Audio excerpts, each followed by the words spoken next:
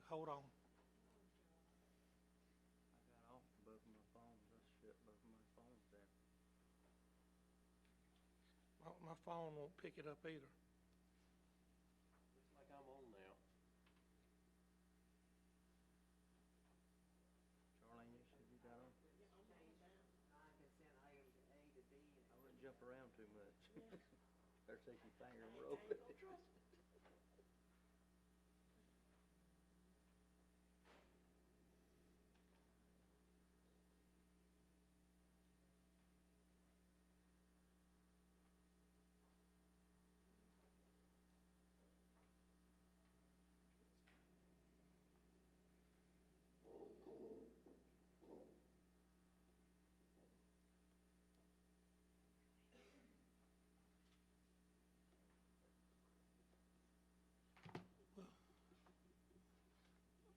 All right, we're ready.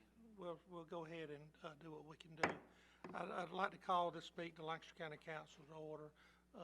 Good to see everyone here tonight. And with that, would you please rise and join Councilmember Brian Carnes as he leads us in the Pledge of Allegiance, followed by the invocation. I pledge allegiance to the flag of the United States of America and to the republic for which it stands, one nation, under God, indivisible, with liberty and justice for all. Let us pray. Gracious God, we thank you for this day that you have provided to us. We thank you for the safe travels of everyone that was able to come to the meeting tonight. We pray that you would be with us as we go through our deliberations, that we would be guided by you to make wise decisions for the citizens of our county. Be with us as we go home. Keep us safe. Thank you for your blessings. For in Christ's name we pray. Amen. All right, thank you. Let's move down to our approval of our agenda. Do I have a motion? Motion to approve. I have a motion from Mr. Carnes, second from Ms. McGriff. Chair, Go ahead, Mr. Mostello. I move to a motion to amend the agenda to place non-consent items 8I and 8O as the first two non-consent items.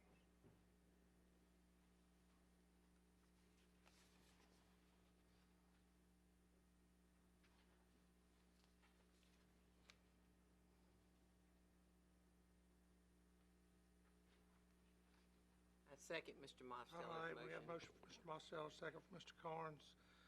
Let's vote on that amendment. All in favor, raise your right hand.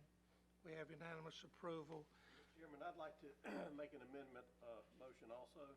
All right, I would like to move non-consent agenda item C to immediately follow the items we've already approved. all right, I have a motion from Mr. Blackman to have a second. Second. I have a second from Ms. It'll be one, Following Mr. Mostello's. it'll be third. It'd be third. It'd just jump A and B. All right, got a motion from Mr. Blackman. I had a second from Mr. Honeycutt. All in favor of that amendment, raise your right hand. Have unanimous approval. Any more amendments? Now we're ready to vote on our agenda as amended. All in favor, raise your right hand. We have unanimous approval. Let's move down to citizens' comments. Please bear in mind, this is not a period of dialogue with council or a question and answer period. This is your opportunity to address council with your concerns. I ask that you address your remarks to council as a body and not to any individual council member. Please speak into the microphone, state your name and address for the record, and you will have up to 3 minutes to address council. Your time will not start until you have provided your name and address. All right, first up, we have Tyndall Yarborough. Hey, my name's Tyndall Yarborough. I live at 503 North Wiley Street in the city of Lancaster.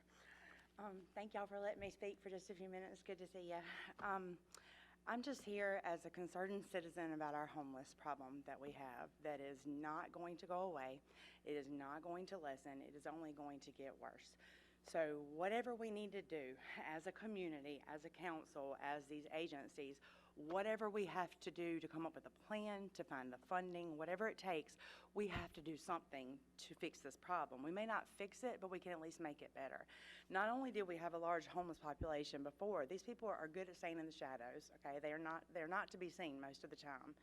But now, on top of the homeless people that already were, we have the ones that have been affected by the pandemic. I mean, you just have regular families, because a lot of us are one paycheck away from not being able to pay our bills. And so that has displaced a lot of people around here. And, the proposal that the Lancaster Area Commission for the Homeless has written, it sounds really great. It is, it covers all the bases. We talked about the other day, Lancaster County alone has 75 agencies that provide assistance to our citizens. 75, y'all. But only 36 of them calls for some kind of conversation about change. A lot of them just give out money, and that's good. It's all good what they do. But we have to talk about what is going to help these people to be able to sustain themselves once the assistance is over. And these people have worked really hard on this, and we just have a great collaboration of these agencies. So we have everything, encircling the problem. We just need somewhere to house them. So it's my understanding, that they wanted to use some of the Biden's Save America plan, whatever that was. I looked up a little bit of that, and it sounds familiar to, it sounds comparable to the grant that I worked on 11 years ago, okay? And see, that's something that was never talked about, but that was $500,000 that was given to an agency in town to provide for homelessness, rapid rehousing program, okay? To keep people that were in transition or at risk for being homeless or were homeless, to help them pay their bills for 3 months, potentially up to 6. But if we didn't do what we were supposed to do to change their, help them change their situation, what good was that gonna do? Then we're right back out on the street.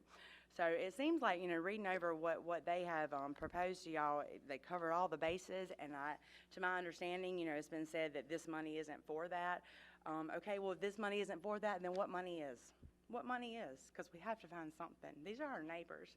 Y'all, these are human beings, and yes, they're not all drug addicts. They're not all mentally ill. Some of them are just as normal, if not more normal than we are, so we can't put a stigma on these people and just cast them out to the side as if they don't matter when they need our help. And I pray for y'all and the hard decisions you have to make as leaders, but I pray that you will think about it as one of your family members if they were out there sleeping on the street or sleeping in a tent somewhere, having to be afraid. And it goes much further than that. We need a shelter here. We need a shelter. We need somewhere for these people to be able to go. Emergency shelter, we need a building. We have lots of buildings down here, lots of them. There's no excuse for us not to be able to use one of those buildings and turn it into a place to house people, because shelter is one of the top 3 things that are necessary for survival: shelter, food, and water. Okay, so obviously these people can't provide that shelter for themselves. We are supposed to do that. So I just beg of you to please, whatever it takes, y'all. If y'all will help re-implement programs like Family Promise. I know that was a church thing that was done. All right, I wrap it up. I want to try to be fair to everybody. Okay, yeah. I'm sorry. I'm not good with time. But anyway, that's what I wanted to say. I appreciate what y'all do, and I just hope y'all will take this into consideration. Whatever the details of it are, wherever the money has to come from, whatever we have to do, let's just figure it out. Thank you. Thank you. All right, I have Libby Sweat-Lambert. Go ahead. Can y'all try, Scott has reset the Wi-Fi. Can y'all try now and see if you're on? I'm on. Arlene's on. I'm on also. On? Okay. There's no. I could just work I'll on go that. out and come back in, Larry. Try to go out. Still checking. It may have knocked us off if we were already on. Might have to reset. I'm going to just reboot my phone.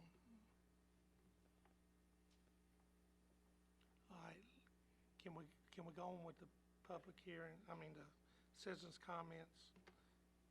Ms. Libby Sweat-Lambert?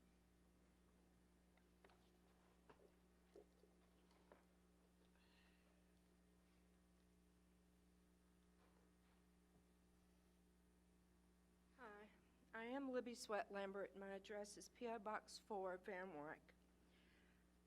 Before I start this, I want to ensure everyone that my comments are not about the Ivy Place.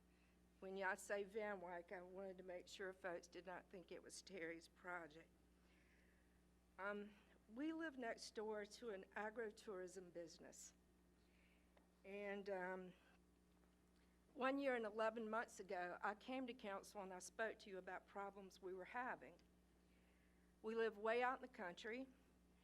Our dirt road is almost 2 miles long. We should have lots of freedom with where we are. Over the past year, I have sent quite a few emails to council members about the problems that we're having. Our neighbors have now had their attorneys send a cease and desist order to me and my husband, because once the noise just kept going on and on and on and on, we as residents of our road also have the right to make noise. We have the same right as they have. Problems would not get resolved. The noise is so loud that with all of our doors closed, all of our windows closed, we can hear the words to every song that they're playing at their wedding venue. Mr. Harper and Mr. Willis came out to visit our property along with Sheriff Fell Thursday morning. They were able to see how far it is between our house and their venue sites. Mr. Graham is also aware of the distance. It's quite a distance. Since we have received the cease and desist order, the music is louder and louder. 2 Saturdays ago, we called law enforcement 5 times about the noise. The officers told us as they were driving in at one point, they could hear the music half a mile down our dirt road. Would you guys want to live there? Our property values are falling drastically. If we try to sell the property now, we have to tell the people who buy it, because we are ethical, we will have to tell them, you guys are going to end up hating it here because you're going to hate the noise. Some of you have been out to our house for events. In the past 2 years, we have scheduled nothing at our house, no parties, no outside events, because we don't know when this is going to happen. I worked in institutions and group homes for 20 years, 2 decades. I have never heard the cursing the way our neighbors, visitors exhibit it the later in the evening it goes. I was told if I used one word here, I would be gavelled down. My children did not talk like that. I did not allow it in our group homes or institutions, but we have to hear it. We have to hear the 8 buses that are brought down for a party when they start leaving between 11 o'clock and 1 a.m. There's a big turn in front of our house. You go down a hill, and then they have to speed up to get to the next hill. Now, I'm going to try to get through the next part without crying. After that, would you please finish? I hate to run. I'll try to be fair to everybody. Thank you. My son died 2 weeks ago. We could not have visitation at our house because the tents started going up on Tuesday, and we knew we could not have visitors at our house to be with us when I am furious. I came to you a year and 11 months ago. You have had my emails. What are you going to do? We live in an awful situation now. The state says you have things to do. You guys say our hands are tied. Figure it out, ladies and gentlemen. You wouldn't live here. Thank you. Becca Clausen.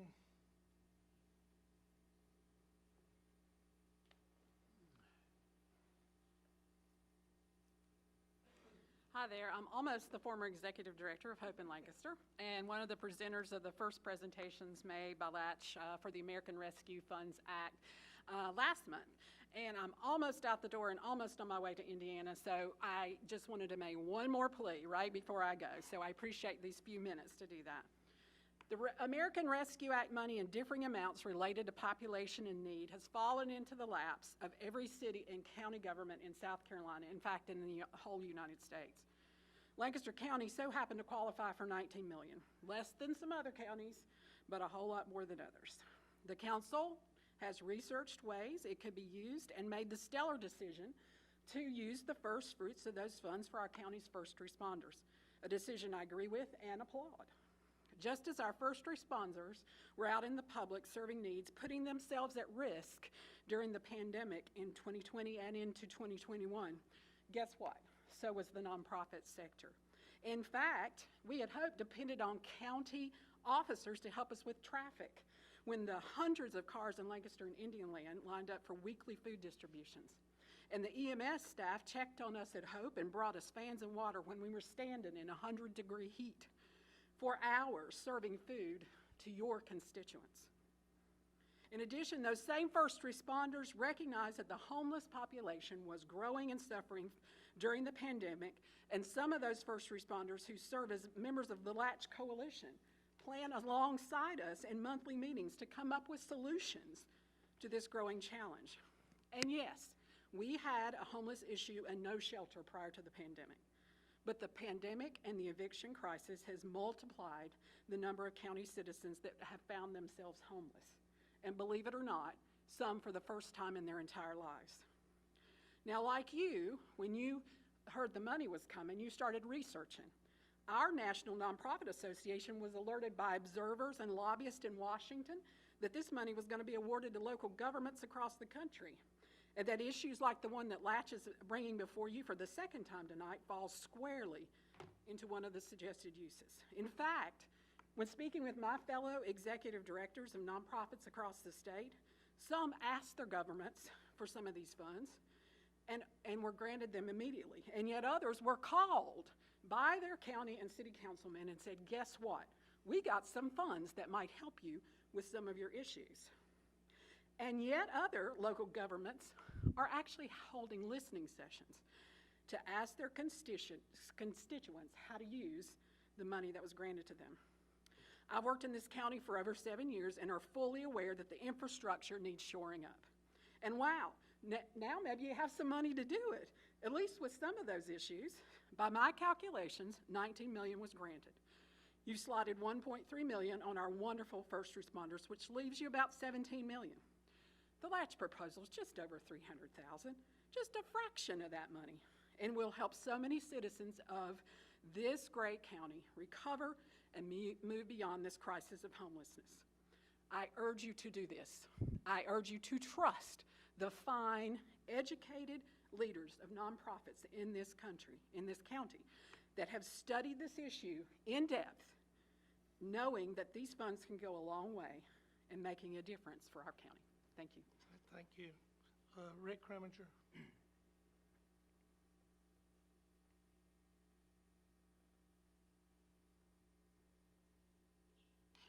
Rick Kreminger, 5307 Admirals Landing, Edgewater Community, Lancaster, South Carolina.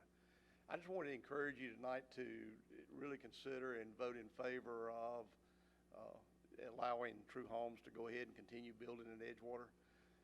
Most of y'all have been out there. You've seen the property. I've talked to each of you individually at some point in the last 4 or 5 years that I've lived out there. A number of these lots are at the end, on the same street that I live on, and I drive by the rest of them every day going in. You've got a good offer, I think, on the table. I've talked with the Forfeiture Land Commission over the years. They've put out RFPs. Nothing has happened with that property, and it's sitting there.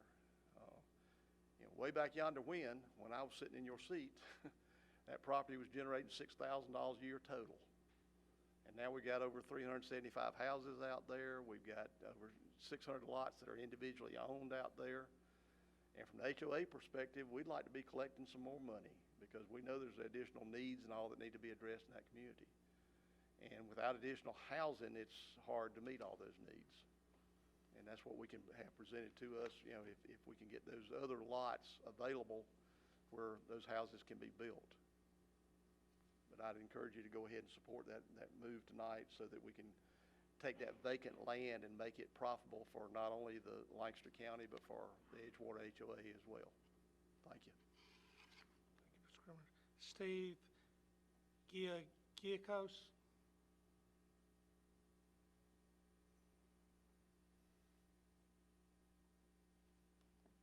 Good evening, ladies and gentlemen. Steve Yayakos, 217 Livingston Drive. Surrendering Afghanistan to the oppressive Taliban and the Chinese. Food price inflation. Sabotaging our critical oil and gas industry, making us dependent on foreign sources for oil. Sabotaging the integrity of our financial system with trillions of dollars of spending. Opening up our borders and letting many unvetted adults and kids cross over illegally without a COVID test, endangering our country. Treating illegals better than U.S. citizens, a slap in the face to every taxpayer and law-abiding citizen in this country. Prioritizing unvetted Afghans in evacuation flights over U.S. citizens, abandoning them, creating a hostile situation by withdrawing service members before civilians. Surrendering the vast mineral resources in Afghanistan, many of which are essential to our national security, to the Chinese.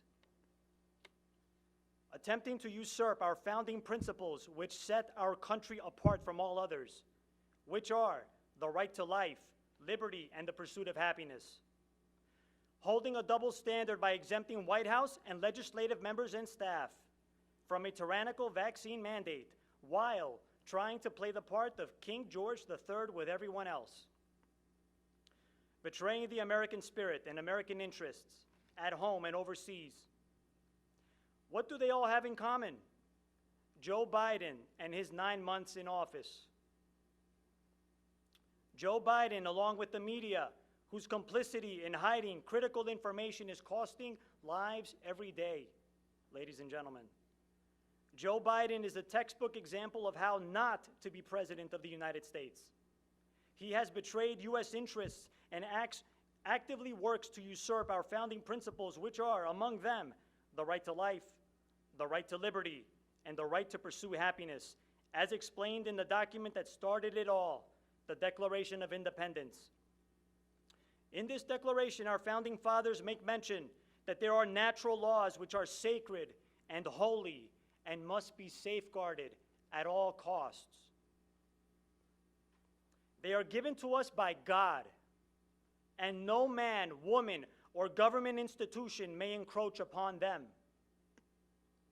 When we stood just now and pledged allegiance to the flag, we acknowledged that we are one nation, under God. We are under God's jurisdiction on this blessed land. Indivisible, with liberty and justice for all. Joe Biden is not the legitimate de facto leader of our country. Donald J. Trump is. For any government official to maintain its legitimacy, he or she must abide by our founding principles and abide by the U.S. Constitution. Joe Biden and anyone actively working with him is in violation of the laws of the United States, All right, go ahead and wrap this the up. laws please. of nature, and represents a sin against Almighty God, and deserves to be fired from office. Thank you for your time. Thank you. Katie Crosby.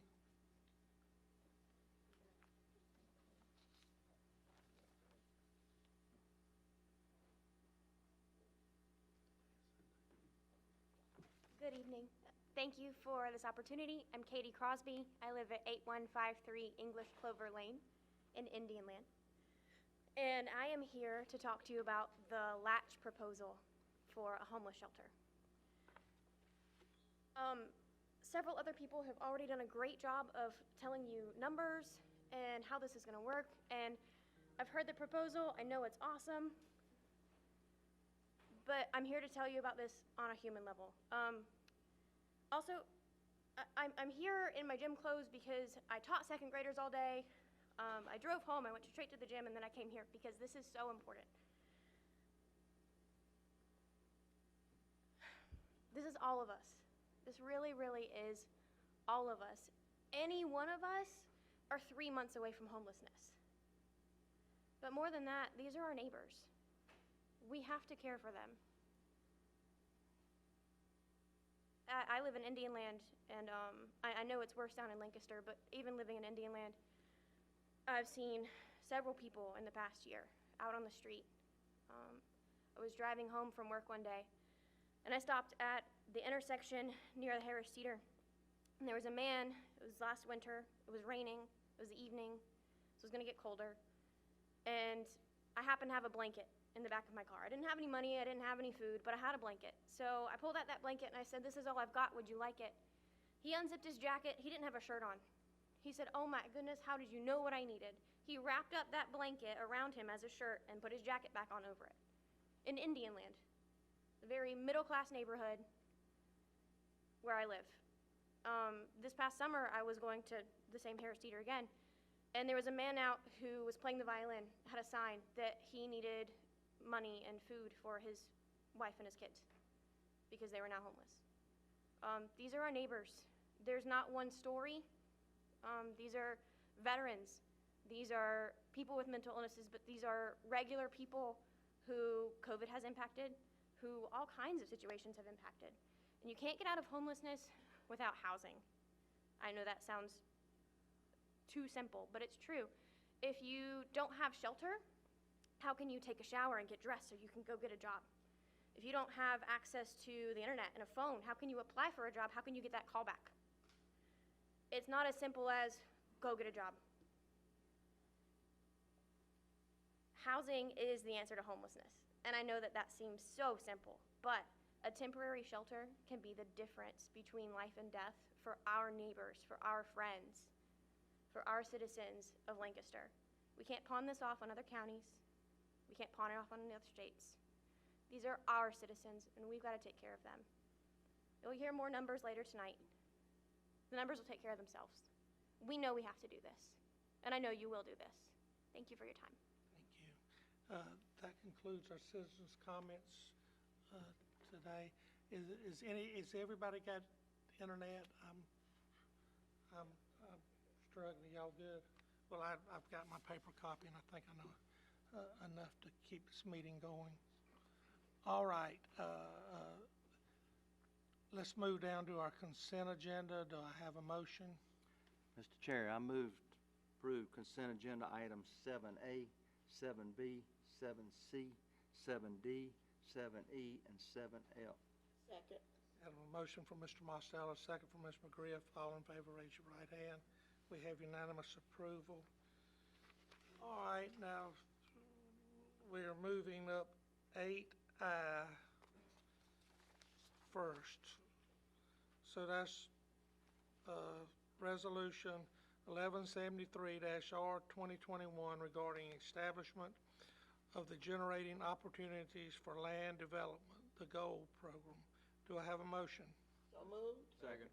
I have a motion from Ms. McGriff, a second from Mr. Mostello. Mr. Gilbert.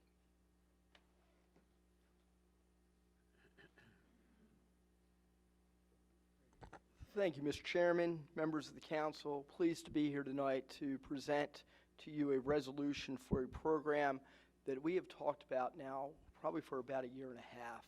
Worked with several of the council members on trying to structure this program in a way that would be beneficial to the county and fair to all the parties involved in this. Let me give you a little bit of history about the GOLD program, why this has come about. GOLD stands for Generating Opportunities for Land Development.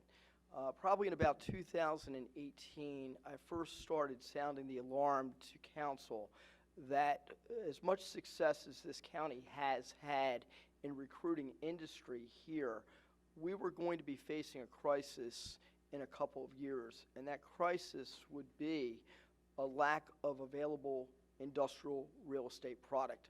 And when I talk about product, that really encompasses three areas: infrastructure, sites, and buildings. In particular, the buildings were a major concern.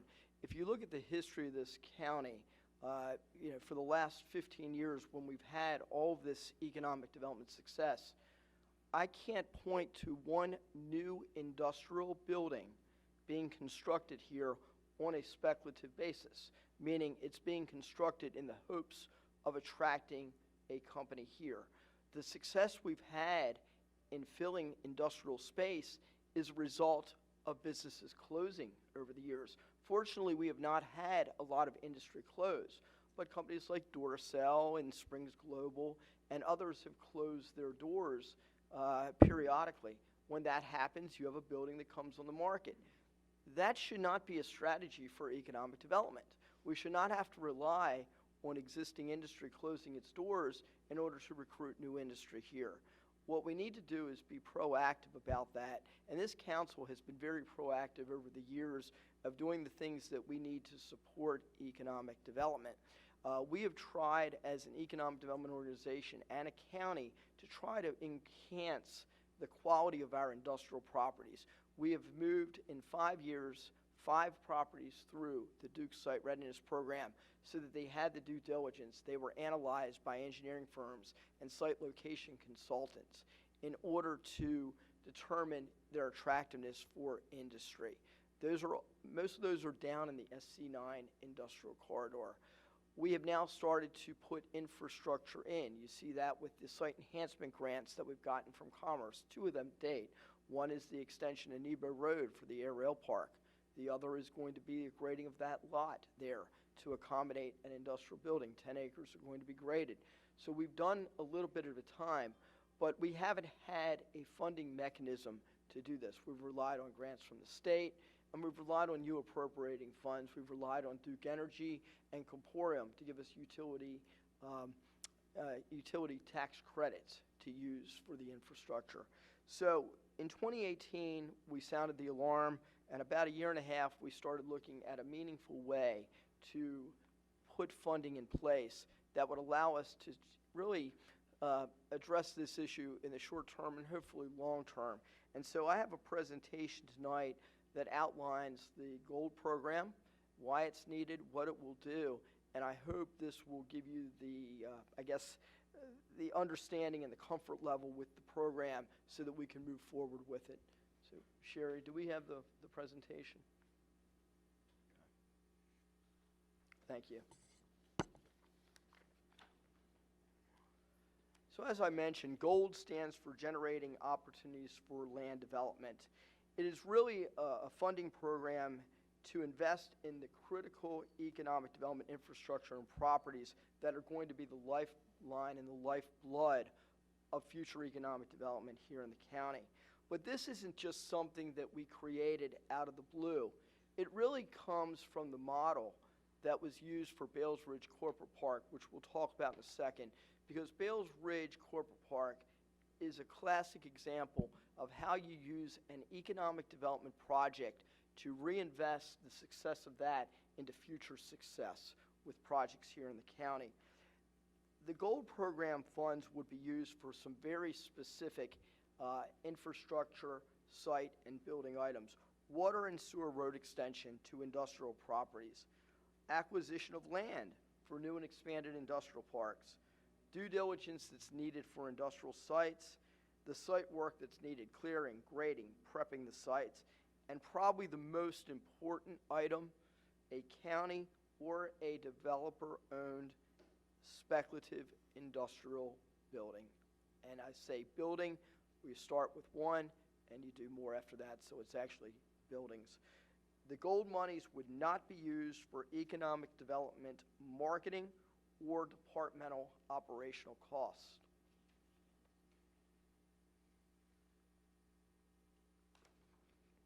Why is the program needed? We talked a little bit about that a few minutes ago, but let me reiterate. We face a severe shortage of shovel-ready industrial properties, but more importantly right now, available buildings. Time to market is critical to get companies into space. We have seen in 2021, this has been the year in which companies are looking for existing buildings, rather than industrial sites. This changes over time. Sometimes it's more about the greenfields, but now it is about existing buildings. The time to construct buildings is taking longer in order to get the materials, and so having an available building is very much in demand. We have exactly one industrial building on the market as we speak. I had to change this presentation today because last week we had two. We have one 100,000 square foot building that's 992 Quality Drive, and we had a 4,000 square foot building on Pageland Highway, which is now occupied by one of our fast growing metal fabrication companies. So that building is gone. So we have one building left. It now has had its price reduced to $8.4 million, a change from what I gave you last week. $8.4 million. That's still a very high price for an existing industrial building. It's well above market price. But we're actually seeing projects now look at it. We've had 3 projects in the last 2 weeks look at that building because of the scarcity of buildings.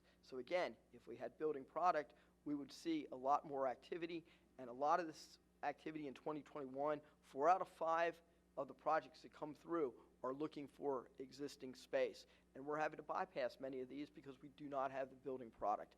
If we have building product, we'll be able to get these projects. Since August of 2019, the Department of Economic Development has facilitated 7 industrial transactions, resulting in the absorption of over 787,500 square feet of industrial space.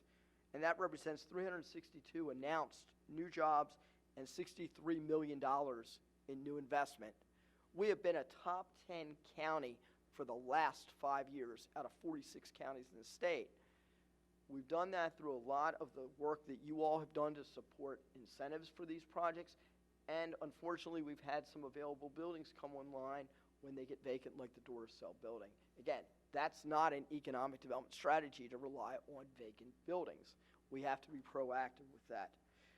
Lancaster County Department of Economic Development knows how to get industrial transactions done, and if you build it, we will fill it.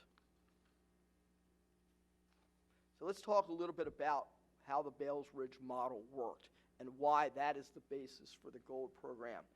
In 2006, the Edgewater Corporate Center office building in Indian was constructed.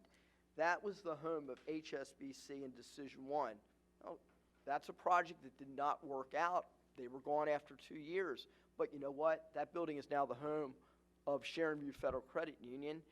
And so it's actually worked out for us. But that's not the story. The story is that building was constructed, and just up the road on 160 was 300 acres that MPV was developing as a mixed-use business park. It would include a lot of commercial, industrial, as well as some residential components to it in the way of apartments. But on that 300 acres, there was no infrastructure. There were no roads, there was no water, there was no sewer. They came to the county in 2006 and to the school district, and they said, would you please help us with the infrastructure cost? We're looking to bond $2.9 million to put in roads, water, and sewer on a 300-acre site that was currently generating at that time $6,000 a year in property taxes. Could you help us? County asked how. They said, the HSBC Decision One building, could you take the property tax revenues that have not come into the system yet, and could you dedicate that towards bonds to help us put that infrastructure in the ground and develop a world-class business park? The county and school district agreed to do that, and a plan was developed to fund the infrastructure, $2.97 million in bonds to be paid back over 15 years.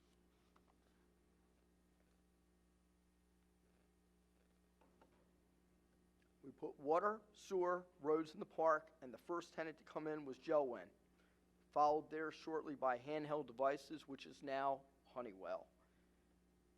In the last 12 years, what we have seen at Bales Ridge Corporate Park, and this is just alphabetically, we've recruited Blythe Company, Clickfold Plastics, Compicom. We didn't recruit the Enclave Apartments, because that's not an economic development project. Frameport America, Kier America, Movement Mortgage, Remby, and Service Mac USA. After incentives have been paid for these projects, the property tax revenue is so great that we were able to pay off those bonds, which were 15 years, in 2014. They were paid off in 8 years. That's tremendous because of the revenue that was generated. So 6 years earlier than what we had projected. So here's an example. This is a snapshot of the park, and it's a very conservative estimate because we don't have some of the numbers on the personal property taxes. But these are the tenants and occupants of the Bales Ridge Corporate Park, including the Enclave Apartments. So take a look at the numbers there. 15 projects in there. Total jobs at the present time, Clickfold and Remby coming in, those aren't here. Remby's here, Clickfold's coming. 1,780 jobs in that park. Total property taxes paid, and this is a conservative low estimate, $2.4 million. What was the commitment on that, or what is the breakout of that 2.4?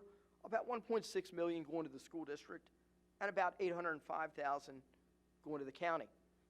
For a site that in 2006, or prior to 2006, was generating $6,000 a year in property taxes. That's pretty amazing. The return on that, if anybody told you you'd invest in that kind of project and the return you'd get, no one would pass that up.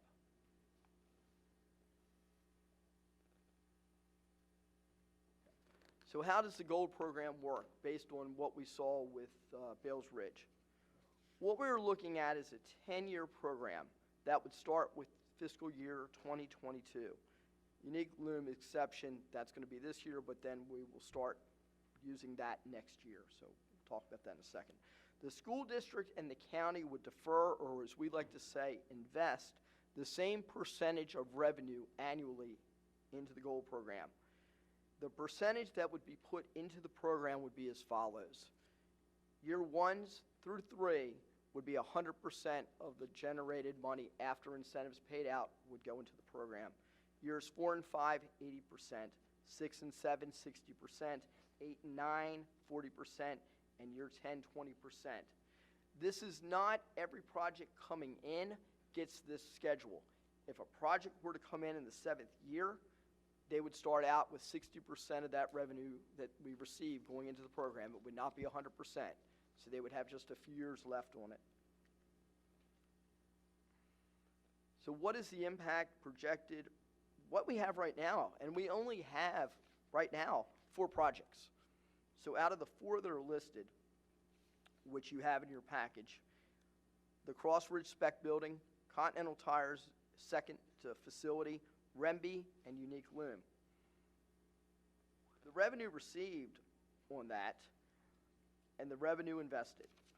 So invested is the deferred amount, right? So for the school district, they would still receive over that 10 years $1,475,000, and they would defer $2.4 million. The county, we'd receive $720,000, and we would defer or invest $1.195 million. So you see the totals at the end. This program, over 10 years with just these 4 projects right now, is expected to generate $3.6 million plus, and received by both entities and USCL, $2,195,000. You have in your package the spreadsheet that shows that. I think you've all seen that many times now. This is a program that allows economic development projects that are facilitated by this county that would not happen except for that facilitation, to reinvest that money to continue to grow the economy here, to keep us strong, to keep us diverse. This is what is needed. It's been needed for a while. It's being done in other communities, and the resolution in front of you allows us to move forward with that. You will have to, every year when we're doing the budget, we will have to come to you, Economic Development, to show you what those projects are and where they are in that cycle and what we expect those revenues to be. You appropriate the money, it goes into the fund. We can use this money again for spec building construction, and as we sell those buildings or lease those buildings, the revenues would go back into the fund. This is hopefully a self-sustaining fund based on what we're able to receive from the projects that come in. So I'll be happy to take any questions you have. Any questions for Mr. Mr. Gilbert? Chair. Go ahead, Ms. McGrail. Tammy, we have been discussing site builds for so long. I'm so glad to hear that we're gonna use the same method we used at Bear Ridge. I think this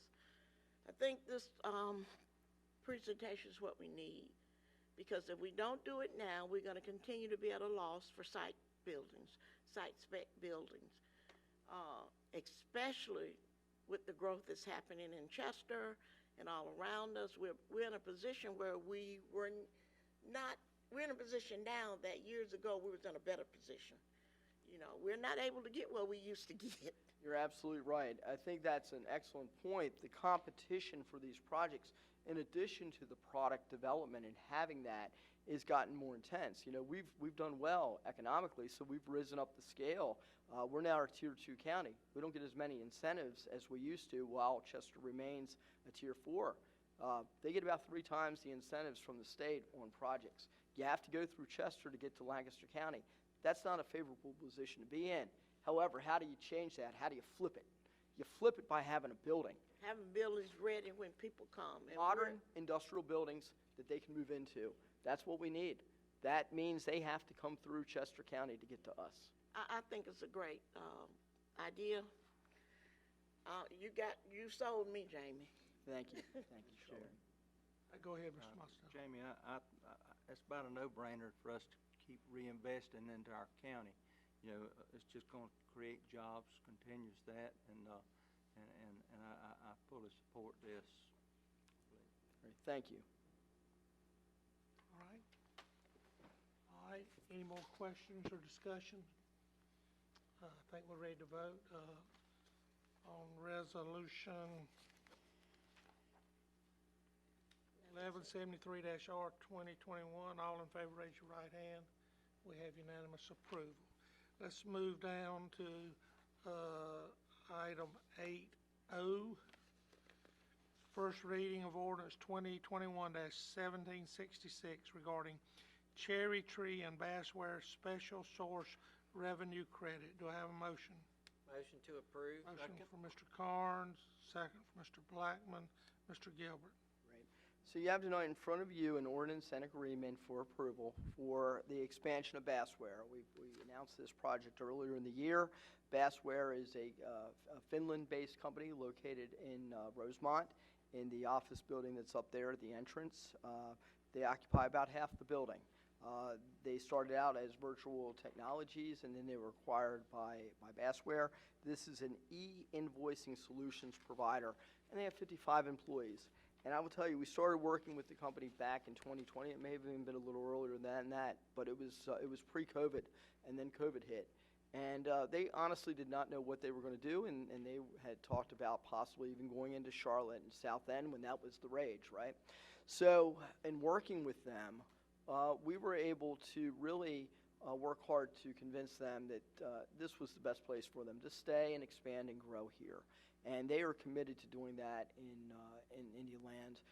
Again, they have 55 employees, and we worked with them and with Cherry Tree Investors, which is the owner of the building, to help them expand into the space, to add a little bit improvement to the space.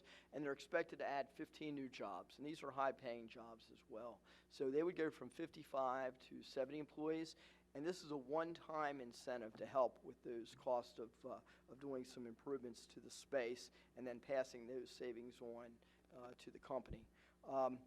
The way it would work is a one-time credit of 42% for tax year 22, which is due in January of 23. And the company would have to have the 15 employees for a total of 70 employees in order to be eligible for the full one-time credit. As always, when we do these projects, it's prorated. So if we're talking about 15 jobs, if they have, let's say they have 8 jobs, they get 50% of that 42% credit. And that's the way it will work. It's a one-time, one-shot deal for this project, and then we're done with it. So we're excited about Bassware's commitment to Lancaster County and Indian Land, and I'll be happy to take any questions you may have about this ordinance and agreement. Anyone got any questions or comments, Mr. Gilbert? All right. Thank you. Hearing no discussion, I think we're ready to vote on first reading of ordinance 2021-1766. All in favor, raise your right hand. We have unanimous approval. Thank you, Mr. Gilbert. Thank you. All right, Sherry, we have on this next one, we have Michael Season. All right. You'll make sure he's there? Michael?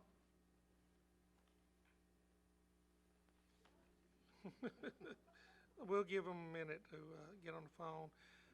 All right. Where are we at? We're moving down to 8C. Chairman Harper, No, wait a minute, we're moving to, wait a minute. that's, yeah, I believe that's correct. Public hearing and second reading of ordinance 2021-1764 regarding approving amendments to the assessment roll 2007 indenture for the Edgewater 2 Improvement District. Mr. DeBose. Thank you, Mr. Chair, members of council. As you'll recall from last time, this matter deals with amending the existing bond structure for the Edgewater 2 Improvement District. As you'll recall, that improvement district is about 375 acres. It was formed in 2007, and bonds were issued in connection with that improvement district for infrastructure that was to serve many, many houses in that district. The economic recession of the late 2000s occurred. The property owner was unable to pay taxes on those properties, and therefore was unable to pay the bond assessments that are collected in the same manner as the ad valorem taxes. Those properties went into default. The forfeited land commission entered its statutory bid on those properties because no one else bid on them at tax sale, and they've essentially been in limbo since, probably for about 10 or so years collectively.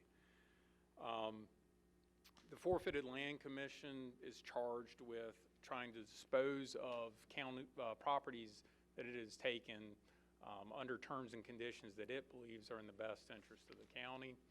It tried to market the properties on several occasions with requests for proposals.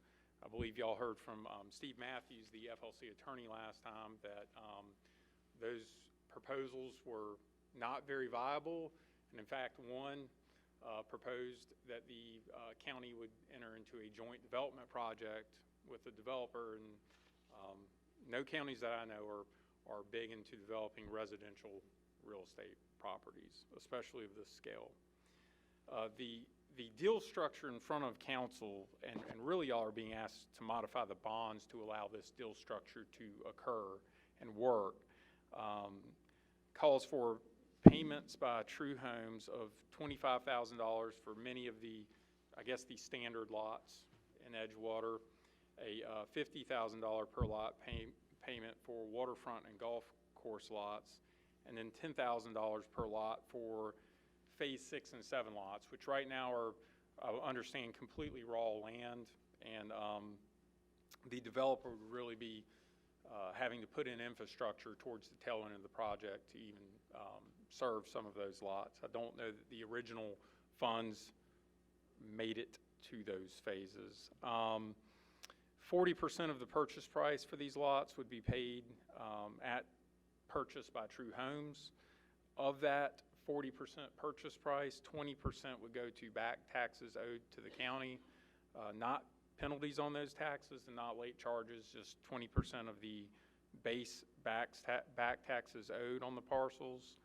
The remaining 60% of the purchase price would be a lien upon the lots until True sells the lot to some third party. There's also provisions within the multi-party agreement for 5.5% of those payment amounts covering closing expenses that the bond trustees would incur in getting those lots conveyed both to True and then to third parties at a later date. There's a 5% yearly increase in the lot price to try and account for inflation and consumer price index increases through time.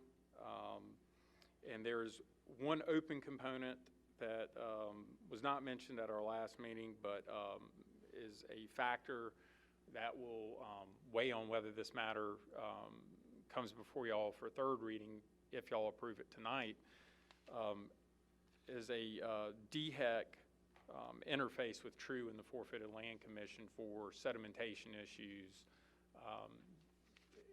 I don't know that there are any horribly pressing issues that DHEC is concerned about, but DHEC wants to make sure that future runoff does not occur into waters of the state, and wants to make sure that as these properties are developed, there are no further issues. There's possibly some component of remediation in that agreement, but again, that's being worked on right now between the Forfeited Land Commission, True Homes, and DHEC. True Homes has stated, and the FLC, that depending on the structure of that agreement, if it's not workable for either of those entities, they obviously won't appear before y'all for third reading. But until that agreement is finalized, neither party has any intention of bringing this matter to council until the DHEC matter is finalized. One thing I asked for, and I don't see it in other paperwork, is a spreadsheet on how much, with this proposal, what kind of revenue do the bondholders get back?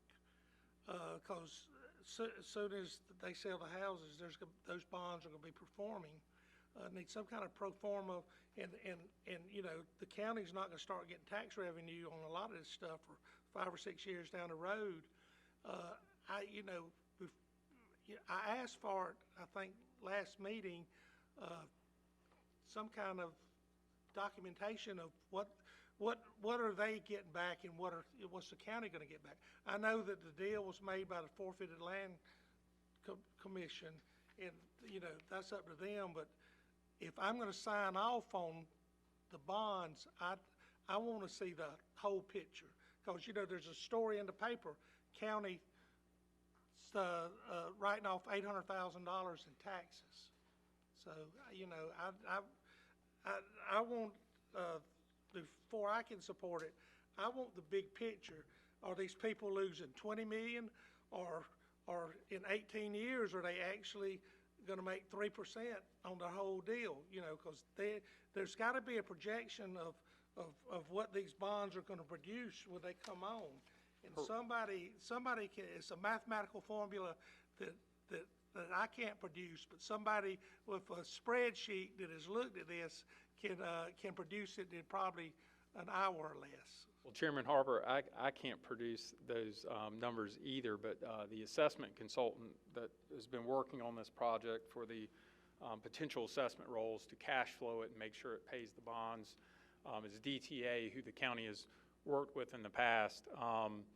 Some of those calculations and figures and projections. I would like to see them. Yeah, well, part of it, Mr. Chair, is DTA's involvement. It took them a little while to get up to speed and generate those. I believe they have a lot of those projections currently produced, and I know that our bond counsel, Michael Season, has looked at those bond amounts to determine how much of a haircut the bondholders will be taking. I'm going to try to get Mr. Seasons back on the phone. Maybe when they reset our internet, that may have cut him off. Okay. So I'll speak to that a little bit, though, while we're trying to get Michael back on. Some of the bond payments or the bond issuance, that money's been spent. So I know bondholders do have this sunk cost right now. I'm trying to recall the precise figure that they're going to forego, but I don't want to speak to it. So, there we go. Mr. Season, this is Sherry Simpson in County Council. Are you there? Yes, ma'am. Okay. Good evening. Mr. Chair, if I may, I know that Michael referenced, since he's not present, he emailed me and stated that he had quite an easy time hearing comments from the podium, but that the speakerphone does have some difficulty picking up county council member comments. So I'll try and restate things for his convenience. Michael, the chair spoke to the fact that he asked for some revenue projections and figures for what the bondholders are foregoing with this deal. I know you and I discussed that you would crunch those numbers. So if any insight you can provide on what the bondholders will recover from their sunk cost and essentially what they will be paid out of their initial amount would be helpful for county council. Sure. And for everybody's benefit, my name is Michael Deason. I'm the First Woman in the County Bond Council. John, can you all hear me okay? Yeah, we got you. Yeah, the county council members can hear you, Michael. Yes. Okay. Great. First of all, I apologize for not being present at the county council. I intended to. I had a close contact COVID event this morning and feeling symptomatic over the course of the day. I thought it was better for me to participate by phone rather than come spend time with you. So I apologize for not being there. I know this is somewhat awkward to deal with this technology, but please bear with me. I was able to listen to the stream, the question from Chairman Harper and Mr. DeBose's explanation. It is correct that DTA, David Taussig and Associates, which is the assessment consultant for this improvement district, has worked very hard to produce financial models that demonstrate to the county essentially what the lot sales, the proceeds from the lot sales would pay for, based on the schedule, the phase takedown schedule that True Homes provided to the county to show what the revenues would be generated from those sales between the two payments, the first payment when True Homes bought the property from the Forfeit Land Commission, and then secondly when homeowners would ultimately buy property from True Homes. And the model also demonstrated what assessments would be billed to homeowners once the homes were in the hands of the third-party homeowners. To answer your question, Chairman Harper, if I was able to pull the debt service schedule, the original debt service schedule for the bonds when they were issued in 2007, generally speaking, the bonds were issued in 2007, had a final maturity date of November of 2039. Adding up the principal and interest payments that should have been made on the bonds from inception to November 2021, which is present day, if you add all those payments up, it represents about $45 million. And if you add up the payments that should have been paid from November of 2021 to the final maturity date, that would represent about $15 million. So in round numbers, about $60 million in payments the bondholders should have received. Very little of the principal has been paid. There was about $1.4 million that was redeemed in 2008 or 2009, and some interest was paid because there were original bond proceeds that were in a debt service reserve fund that were borrowed in order to make regular interest payments for the first couple years. So some of that $45 million has been paid, but the lion's share, probably 38, 39 million, has never been paid and is in default. I want to know what the revenue is for the next 16 years. Sure. That's what I'm asking, because they're getting some of their principal back when they sell these lots. I'm not worried about what's gone's gone. I want to know what are they going to get back a 3% return? Or are they going to lose 20%? I've just got to visualize in my head how much a cut they're actually taking. Yes, sir. So when DTA put together the model, which was based on the takedown schedule, they essentially answered the question of how much in bonds could be paid back from both the lot sale proceeds that would come in over the next 8 or 9 years, and then from the assessments that would be billed and collected between the time about 2024, which is the time that the first homes would be sold from True Homes to the individual homeowners, and the final maturity date of the bonds, which is November of 2039. And the model that they produced calculated that about $22 million would be generated from the lot sale proceeds, and about $9 million would be generated from assessments. Now, these are based on a schedule. If the actual sales occur in quicker or slower than the schedule, then it might affect the timing of those payments. But the amount of the bonds that would be exchanged if county council approves this would be a total of $17 million. That's the principal amount. And over the next 9 years, that $17 million would be reduced by the proceeds of the lot sales, some principal, some interest, and then when at the time that the property is built out, the development is built out, which I think is estimated to be in 2028, I believe. At that point in time, there should be, according to DTJ's model, there should be about $5 million of bonds, $5 million principal amount of bonds that are outstanding. The answer to your question is that if, according to DTA's projection, the total payment to bondholders from both assessment revenues and from the lot sales would represent about $30 million. Okay, that's what I wanted to know. All right, Yeah. thank you. Anyone else? I'll apologize. Go ahead. No, I just want to make a comment. You know, I'm going to go back to what Mr. Honeycutt said at the last meeting, that this property is in a position where it can get developed, it can go back on the tax books. If we leave it like it is, we will receive no tax dollars. The county will not benefit, nor will the bondholders, nor will True Homes. So I think we're in a position now to redevelop that land, get those properties on the tax book, and move forward. Last presentation, I think maybe before the last, it's low liability to the county, if any. So I don't think that, you know, we're going to be in any position other than trying to redevelop that land.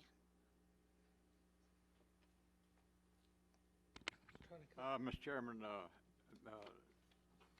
Edgewater is in my district. I have seen tremendous growth there in the last 7 or 8 years. There is land down on the lake. There's land around the golf course that is beautiful, beautiful land. For the first time in years now, we have the Forfeit Land Commission, we have the bondholders, we have the True Homes sit down, work out an agreement that will open that property up for many, many, many new homes. I support it because I see what's going to happen there. That's going to be the catalyst for more growth in that particular part of our county. It has to happen. It's growing leaps and bounds. Last year there was 100 new houses there. They have it all. They have a beautiful golf course. They have a beautiful marina.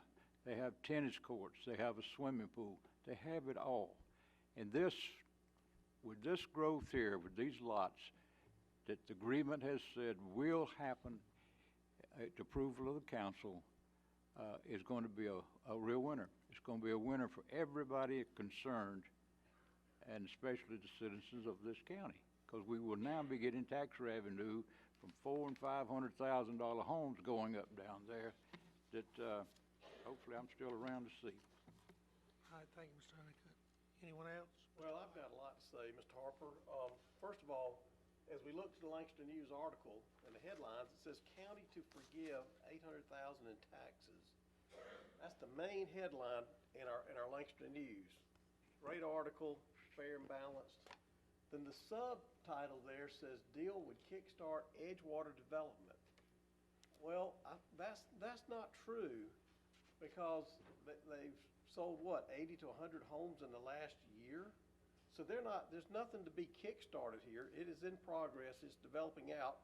This particular Edgewater, this must be Edgewater 1, I'm assuming, is not in any kind of problem. Is that correct, Mr. DeVos? Yes, that's my understanding. Edgewater 1's being... So that's going fine. They're also now looking to get how many homes. They've gone to Planning Commission, and they want approval for development of how many homes? I believe they have entitlements from Lancaster Water and Sewer District for a lot of their preliminary plats they had in the past. But yeah, so this plan projects 1,059 homes over the 7 years. No, the number. Oh, they're you're talking coming about the now other for a other whole develop- nother section. Correct. How many homes there? Trying to recall how many are in Bridlewood? 350? Yeah, 350-ish. 350 homes, that's all? 350. Okay. All right, so they're still running and running well. I have a concern that we're giving up 80% of our tax dollars, and based on the numbers I just heard about our bondholders, they are going to only give up 50%. I don't understand why. I don't mind forgiving some taxes when there's a real need and a fairness, especially to our citizens. But I don't know why in the world staff would have ever begun to present a program to us where the bondholders are going to benefit 50% and we're only going to benefit 20%. That's ludicrous. I think I can speak to some of these points, and again, would defer to Michael Season. Even the developer may have some commentary on this. I'm not trying to play semantics, and this is not a deal the county struck. I mean, the FLC, first of all, negotiated the terms of these deals, as is their statutory duty for projects they hold, or properties they hold, rather. Right now, the county's forgiving 100% of the taxes out there because no one's paying it. So that's one way to look at the forgiving 800K aspect of it, is nothing's being collected. And in theory, will another deal come along? Perhaps. Nobody knows that. But when that other deal comes along, I don't know that we know what the hypothetical parameters of it would be. These properties have years and years of back taxes, penalties, and these bond assessments. So unless the county forgives some portion of back taxes, I don't know that any deal ends up working. And I just said, I don't mind giving up some taxes when appropriate and when it's fair and equitable. But it's the percentages that have me raw. And the other part is, again, as I said at our last meeting, we are forgiving taxes for a basic entity, if you will, that caused the problem. We're allowing them to come back into the picture with a fresh start, as the IRS calls it, and begin the development back again. And on November 1st of 2007, when these bonds were issued, was the infrastructure in the ground at that point in time? I don't know if the infrastructure was actually in place when the bonds were issued. I mean, typically they're issued. They defaulted from year one forward, right? No, they defaulted, I believe, in 2010, around there. Yes. All right, well, give them credit for that. Once they got the infrastructure in, got the money in, they began to default. The infrastructure never was completed. Yeah, I don't think all of it was completed. Yeah, but I just wonder if our money, nothing has been presented to us to show that money, there had to have been submittals for payment to them for the infrastructure, and that's signed off ultimately by our administrator. Yeah, I believe the administrator has pulled a box worth of those requisition requests, and if I'm not mistaken, circulated the final requisition request. So, John, that showed all the expenditures made for infrastructure. Have we collected $800,000? What's that? Have we collected $800,000? On those taxes? Yeah. No. So we're not really giving anything up because we never collected it. You can't give up something you never had. We never had the $800,000. Wait, let me finish. Go ahead. We never had the $800,000. But if we don't move forward, we won't have anything. It'll just go dormant. The land will be there. We won't collect any tax dollars. That's what I'm getting. It's better to have 100% of 50% of something than 100% of nothing. What will happen if it goes dormant 18 years, the bond goes away? All the infrastructure will it's at the end of being able to be prepared now. I've got a issue with them not paying more of the back taxes. All right, I'm a small real estate builder, and I've done some development, and I've got family that works for major development companies, and I called my nephew this morning. $300,000 house, a lot is worth $60,000. It's basically worth 20% of the cost of the house. And so, we're talking over 1,000 lots, a minimum of $60 million worth of lots. It's a lot more than that with the water lots. And them not agreeing to pay a total of $800,000, which is only like 15 lots. I'm a little skeptical of that. You've got developers looking just around town at $30,000 and $35,000 a lot, even in an acre in the Lancaster area right now. The market has changed. That down there has changed as Gallo is coming to Fort Long. It's a different ball game than it was when this was negotiated. And I just don't know if 20% is enough. And we didn't negotiate it, and I can't vote on that, but I can vote on the bonds. And so to y'all's point, and I think Ms. McGriff had kind of mentioned this, and you've directly addressed it. What happens if this doesn't go through? Well, again, maybe something comes up in a year or two. I don't know. The more likely explanation might be that, again, what you've referenced, Mr. Harper, Mr. Chair, which is the infrastructure still sits in the ground. It's unredeemable at all, and then folks are starting from square one in 18 years from now. So let me give an opinion on that. So we're talking about giving up 800 at least to this point of taxes. The Forfeiture Land Commission has already obtained the right to get a deed to that property. If we move forward with this, supposedly True Homes, which is the same thing as the first developer anyway, is going to maintain supposedly insurance to protect the county from environmental issues, any kind of liability. If they just all of a sudden quit, after 1 year they buy 20 lots, and then they just quit, where are we then? We're at the same place, and now we have to protect ourselves from those liabilities.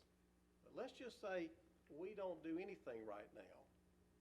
And so we wait 18 years, we have the right to have that property. That property, if you look at the lots, just 1,000 lots at $30,000 a lot in today's dollars, that's $30 million. I would take that deal in a heartbeat. We can defer our income for 18 years and have a chance to get $30 million. First of all, I won't be here in 18 years. I hope not. But John, please explain to us the liabilities again. We've talked about the liabilities to the county. Now, Alan mentioned that it'll put the county in a liable position. What is he talking about? So the party won't be, the county won't be a party to this corrective action plan, or take title to the property. The FLC would. The FLC is composed of county officials, tax collection officials, and the ROD, but the county itself's not really going to have any direct liability. Inclusion of the county on that as a named insured is just kind of out of a paranoid overabundance of caution. In the event anybody made a claim that the county was responsible for something out there, there would be a policy of insurance naming the county as a insured. As far as environmental concerns, that's really kind of the FLC's concern at the end of the day. And again, the discussions with DHEC and the continuing action plan and making sure that's fine, or to kind of guard against those unknown possibilities.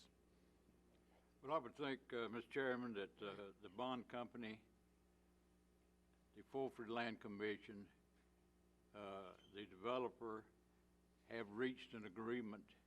If the bondholder is satisfied with the agreement that has been set up, then I don't know why we continue to question it. You got property that's been sitting there for 11 years doing nothing, generating no kind of revenue for this county. Now there is a plan in place, with a major plan being Forfeit Land Commission because they control the land. So if they're happy and the bond people are happy, I don't know what the problem is. We're going to generate money, tax revenue for this county. Right now, we're getting nothing off of it. The problem is, it's a poor deal. They're going to get 50% of their potential money, and we're only getting 20% of ours. Therein lies a big problem for me. I also asked for financials from True Homes, and that was not presented before this meeting or during this meeting. I understand that True Homes has had a heck of a 19 and 20 year in their financials. I'd like to see that data. I understand that they're just cash and cash equivalences rose between those 2 years $3 million. Their net income, I think, rose $17 million. Now, they can't pay this off when they're making that kind of money? I have a problem with that. Well, the 20% you speak of will not happen if we don't move forward. So wait, let me finish. We'll end up right where we're at now. The land is dormant. The land will continue to be dormant if we don't move forward. The $800,000 you speak of is just not in existence. That's just a number that we would have, but we didn't. We can't speak of something that we don't have. But if we move forward, we will generate some funds. That's all I'm saying. I'm not mad at True Homes for doing good business. Let them do good business. Well, whatever they're doing is going to benefit us and them. Maybe them more than us, but if we don't move forward, we will not benefit anything. All right, any questions, let's do for Mr. DeBose. We'll get it in our discussion up here in a minute. Any more questions? You want to hear from the FLC's attorney? Would y'all like to hear from the FLC's attorney as well? I believe Mr. Matthews has some points. Mr. Chairman, Mr. Graham had a question. I did have a question. You made this, Mr. DeBose, you made the statement that this is all hinging on the remediation meeting between DHEC and the developer, and so it may not happen if they can't reach an agreement. And I want to know why they didn't do that before we struggle with this thing and make sure it can happen and it's feasible. As to the timing of those discussions, I can't speak to that, the developer's timing. But as to the substance of the discussions, and True has a representative here that may be able to speak to it, I understand as of Friday, the discussions with DHEC have been pretty positive and promising. So I don't know that that is a large of concern or as present a concern as it was prior to that call. I was not present on that call for Friday, and again, True's representative may be able to speak to the contingent nature of this and how much the DHEC agreement is still out there as a real variable. Because has there been issues out there with DHEC, and is there going to be issues with the infrastructure? That's been in there since 2007 or 2008, and it's now got a life. Correct. That will need to be replaced in a not too distant future. Correct. I understand that was part of True's calculus and working with the FLC on this deal is that True's belief is that it will have some significant infrastructure investment because that infrastructure that's been sitting in the ground unused, all of it's not going to be usable, and large portions of it might not be usable at all. And as to DHEC matters, I understand, again, that DHEC's aware of issues of concern out there for them, but again, they're trying to get this continuing action plan in place. I understand that those discussions as of Friday were positive between True and DHEC. So I don't know if that is a large variable as it was when this matter was uploaded and the agenda item summary was prepared. Mr. Okay, DeBose. thank you. Mr. Chair, can Mr. can we Carnes. defer this second reading till we get more information or find out about DA? We hadn't gotten to the floor yet. We've got a public hearing. Any more questions for Mr. DeBose, and we'll do our public hearing. No. Then I'll look for a motion to bring this to the floor, and then we can have that discussion. Mr. Carnes. Mr. Bose, who is the current title holder of the property? I believe the current title holder may still be Kraft for many of these properties. Okay. When the FLC did not actually take record title to the properties because it did not want to hold them for some indeterminate amount of time with the potential liability concerns that come with owning property. All right. My question, sort of based on who held the title, was, we've gotten one interested party in this deal. Why didn't we open it up to other interested parties that might be interested in redeeming the lots for a deal similar to what what True Homes is being proposed to do? Again, that's something that Mr. Matthews from the FLC may be able to speak to. I was in on call. They have opened it up. No, I'm talking about, Kraft presented a proposal. Why didn't we take proposals from other developers saying, somebody might have came in and said, we're going to pay the county 25% of the taxes? I think. Again, that's the FLC, Councilman Carnes. I've been in on a conversation where they solicited bids or whatever over the years. If somebody would like to be more exact. I think that was in the presentation that Yeah, they had. yeah. The first presentation. Mr. Chairman, hi, I'm Steve Matthews. I'm representing the FLC. Let me address that question, and then there were some other questions that came up that maybe I may be able to provide some perspective on. The Forfeited Land Commission has been trying to find something to do with this property since it would have been about the end of 2011. The first non-payment of taxes and assessments occurred with tax year 2009. So that was January of 2010 when those were due. They went into default. They went up for tax sale December or so of 2010.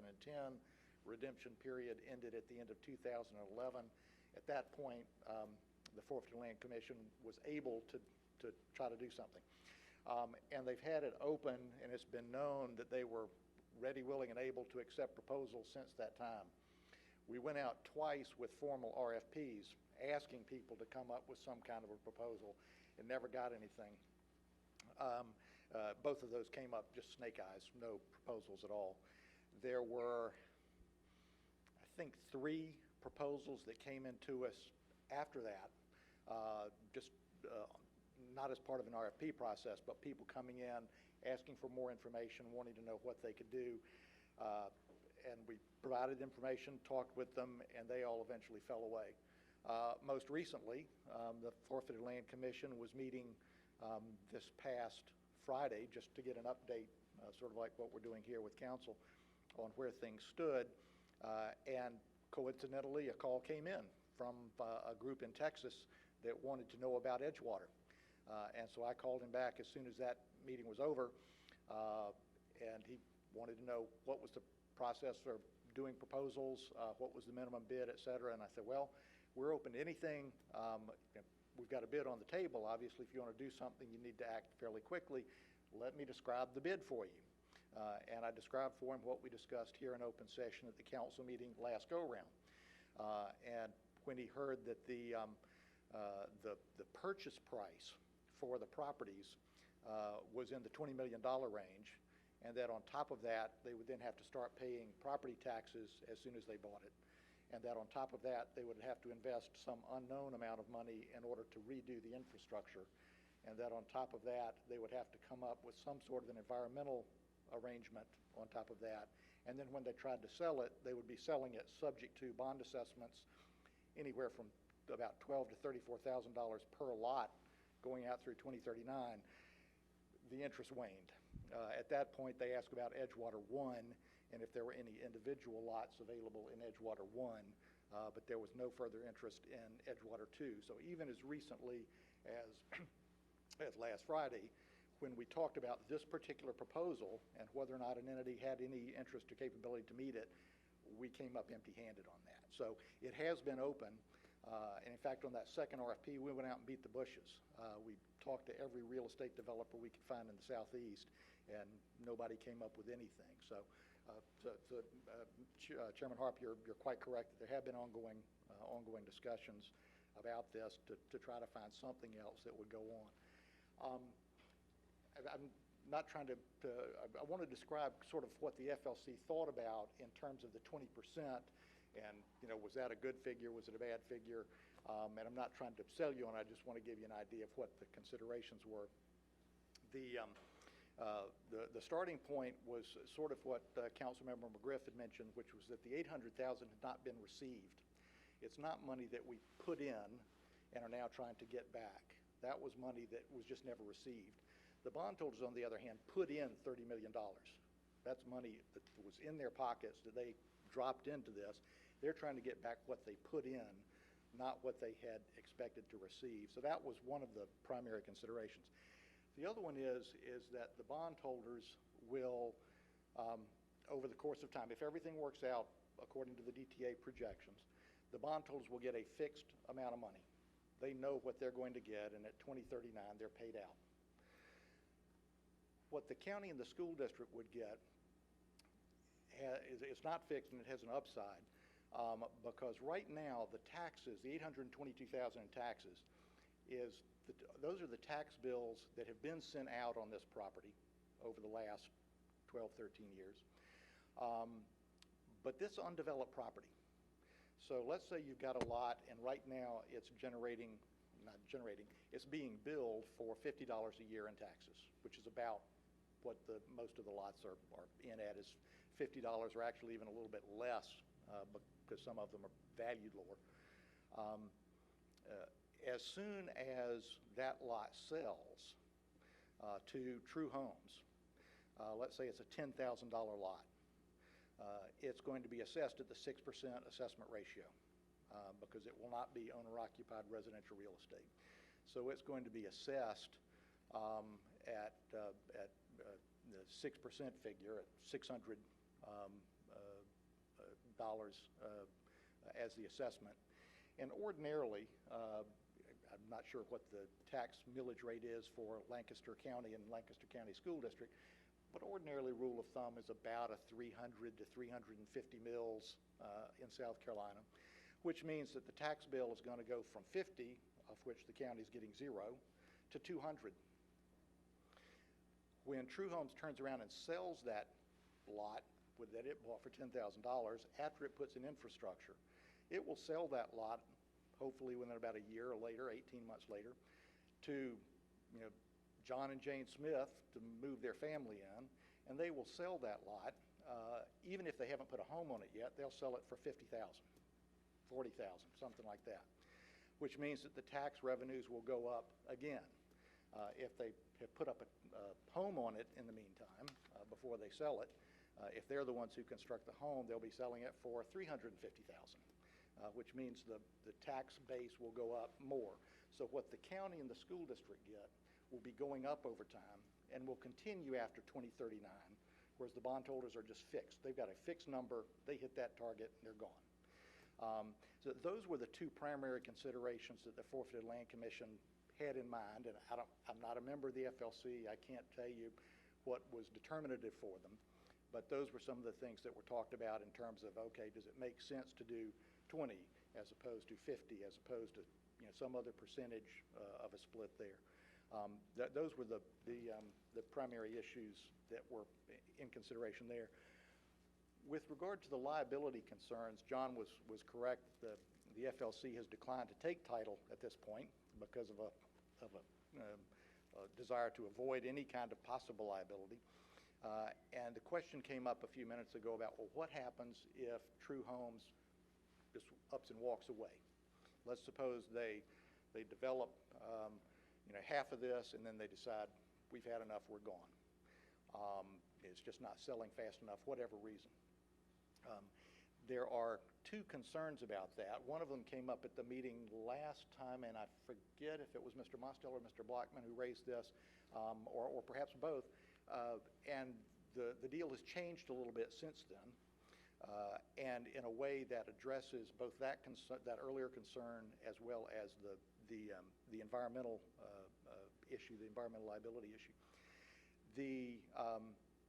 First of all, as John mentioned, in order for this deal to proceed, DHEC's going to have to come back and say, all right, here's what's going to be required. Here's what you got to do to make sure nothing bad happens going forward. Maybe here's some cleanup you've got to do, and here's who's going to be responsible. If it comes back and the FLC has responsibility for that, to be honest with you, the FLC is probably going to be in the mood to say thank you, no. The FLC doesn't have staff, it doesn't have resources, it doesn't have expertise. True Homes has said, we'll deal with the environmental issue. If it's going to be too expensive or too fast, something that can't be done feasibly, True Homes may say, we can't do it. But assuming that it works out and they say, here's what needs to be done, and True Homes signs on to do that, then even if they walk away from any further development, they still have to complete that initial agreement with DHEC. So that part of it would be fixed. The second part that addresses, are they going to quit after a period of time, is we've put into the agreement a provision that they now have to prepay what is roughly the equivalent of that 40% initial payment on the final 20 lots. So it's $100,000. So if they go all the way through the end, then that gets applied as a credit. If they stop, then they walk away from it and it's liquidated damages. If they go through the end and it gets paid as a credit, if it gets used as a credit, the FLC, the county, the school district get very little of that. It's the 20% of back taxes. If they walk away and it becomes liquidated damages, the FLC keeps all of it. And with that, it's set up so that they would then use that money to put up any berms or barriers to prevent any sort of further environmental issue. So that's a cushion at the end in case we have to deal with any environmental issue. It's a small incentive, and granted it's not a big incentive, but it's a small incentive to go ahead and conclude. It does impose some cost on a walkaway if they were to decide to leave. How big an incentive, I don't know. But that was one adjustment that had been made since the last meeting and addresses both that concern as well as what happens if they walk away in terms of any environmental issue, because at that point, I think either Mr. Carnes or Mr. Blackman mentioned, at that point the FLC would hold the title. And so we've got to be sure that we've got something to deal with that if that comes up. So that was what came up there. Those were the issues that really related to the FLC's consideration of that. I'm happy to answer any other questions, but those were the issues that related to the FLC thought process and all of this. Well, I got to say, your $100,000 for liquidated damages, because I saw that part. You got $150 going to be paid after 3 days. 50 will be on those first lots. Yes, sir. And it's a darn credit. And then $100,000 on this kind of project, that's laughable. That kind of liquidated damages. Do you know what liquidated damages are on construction projects? They are enormous compared to $100,000 on something like this that's multi-year compared to a construction project. And then, one thing I don't like, and this goes to everybody in the audience, is we're being asked to vote on something, y'all, and I'll read right here that True Homes shall not be required to agree to any removal of existing sedimentation from any existing pond, lake, impoundment, or waterway, nor shall it be required to prevent further or new erosion except in accordance with a schedule acceptable to True Homes. Y'all, this whole thing is nothing but biased against us, and I don't know who crafted these documents. I did. Mr. Matthews, I'm sorry, but what in the world does that mean? That's what Mr. DeBose has been describing, which is the fact that DHEC at this point is an unknown. They will come back with a proposal, I think it's called a corrective action plan, to deal with issues that have arisen over the course of the last 12 years when nobody's been doing anything on this property. There has been significant erosion. There has been significant deterioration of the infrastructure that was put in.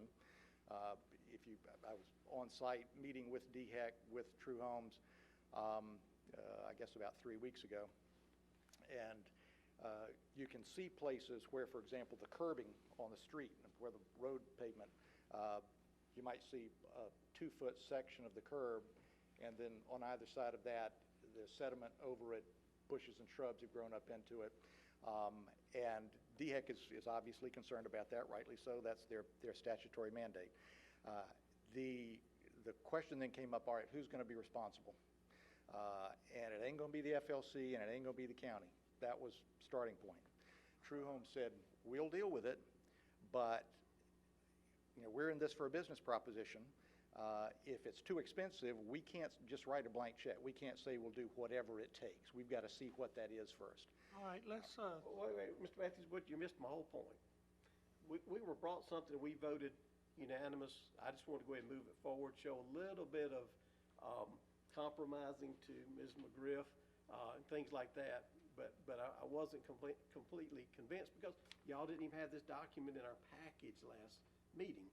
Now it's in our package. I print it off, I read it, and I see these things. It also talks about there will not be any assessments when between the time the 40% is paid and the 60% is paid. But y'all said here in this forum that it would be. We'd start collecting the 6% ratio on these lots. Yes, there'll be taxes, but not bond assessments.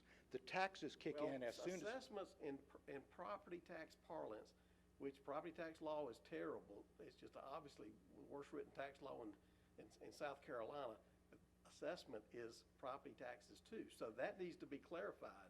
Assessments is a defined term in that document, and it is the bond assessments. Okay, well, then I stand corrected on that. Because I don't see a definition section. You might be talking about the indenture. No, there's not a definition section, but the definitions, each time a term occurs the first time, it's defined with its first use. And the bond assessments are the assessments to pay the bonds. But that is, we can go back and talk about that, but that's clear. And I want to make sure everyone understands, the taxes kick in as soon as True Home buys a lot with the 40% payment. But True Homes doesn't pay bond assessments. Only the subsequent purchaser from True Homes would be paying the bond assessments.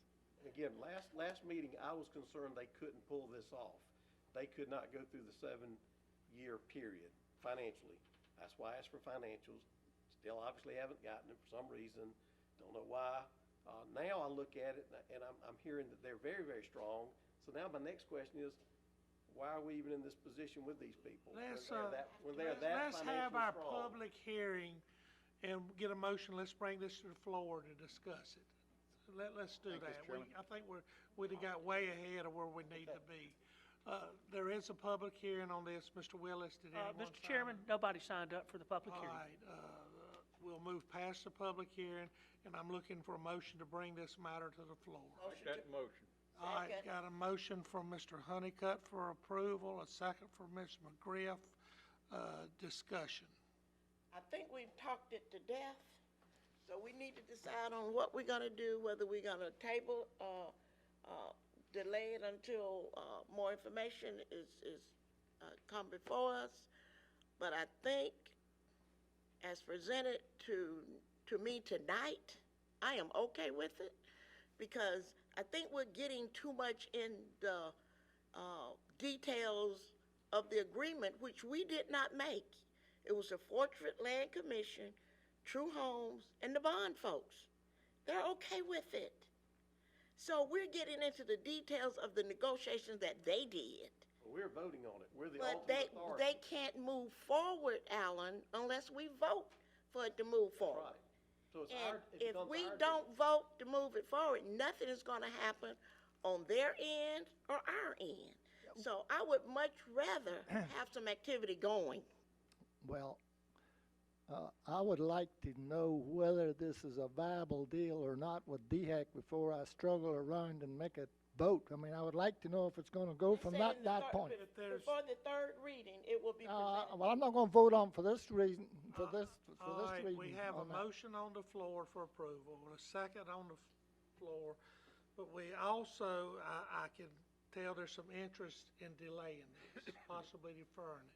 Mr. Chairman, I'd make a motion that we defer this, further discussion on this till the next council meeting, allowing us to have the time to get all the documentation that we have asked for. I was requested the spread, you print out the amortization schedules. They can print all this stuff out and they've got it all, I just want to see it before I sign off on it. And, that wasn't presented, Mr. Blackman asked for the financial information, on this company, and, that wasn't presented. And I don't feel comfortable moving forward at this time. But would you like to withdraw your motion? I'll withdraw it. You want to withdraw your second? Or not, or you want to go and vote? No, I'll withdraw it. I just think that, the three parties involved, the Forfeit Land Commission, the builders, the buyers, the developer, and the bondholders, they got together, they came up with an agreement to go ahead and go forward, bring it to council to get council's approval. And here we're beating it to death, and we're looking at what we can do for the bond company. Why don't we talk about what we can do for Lancaster County? We're not doing that. We're more concerned about the bond company who's signed off on this and ready to go, because they know they're going to get some payment out of this. We're more concerned about them than we are what's going to be good for this county. Tax revenue will be coming into the treasury of this county once we get this agreement going. Once they start building down there, once they start doing all the things that they've been doing now for the last few years. Maybe some of you haven't been down there. You need to go down there, take a look at it, see what's going on. Take a look at this property and see how beautiful it is and what possibilities are. We can sit up here and we can argue about what the bond company's going to get and what they're not going to get. We'll be talking about what's Lancaster County going to get. That's what concerns me. We've got an opportunity now to get some major tax revenue off of this development. And if we pass it up, it's going to be a black eye on all of us, in my opinion. Mr. Carnes, were you going to make a motion? Yeah, I made a motion. Did you record defer? that? To defer till next meeting. Second, Mr. Blackman, second. Any discussion? I think you know what information council is looking for. What are we looking for, Mr. Chairman? I still don't know. I'm looking for, I want a printed spreadsheet of all the revenue that the bond company is projected to get by 2038. I want a projection on the taxes that Lancaster County is projected to get. You can make assumptions on a $300,000 house or whatever, but somebody's got to show me how this thing's going to end out at the end, or the tax or the bondholders can come out at 70%, the county come out at 20%, because I want to see this work. But at some point, is it better to let the thing go dead for 18 years and sell it off? I hope that doesn't happen, but I want to see.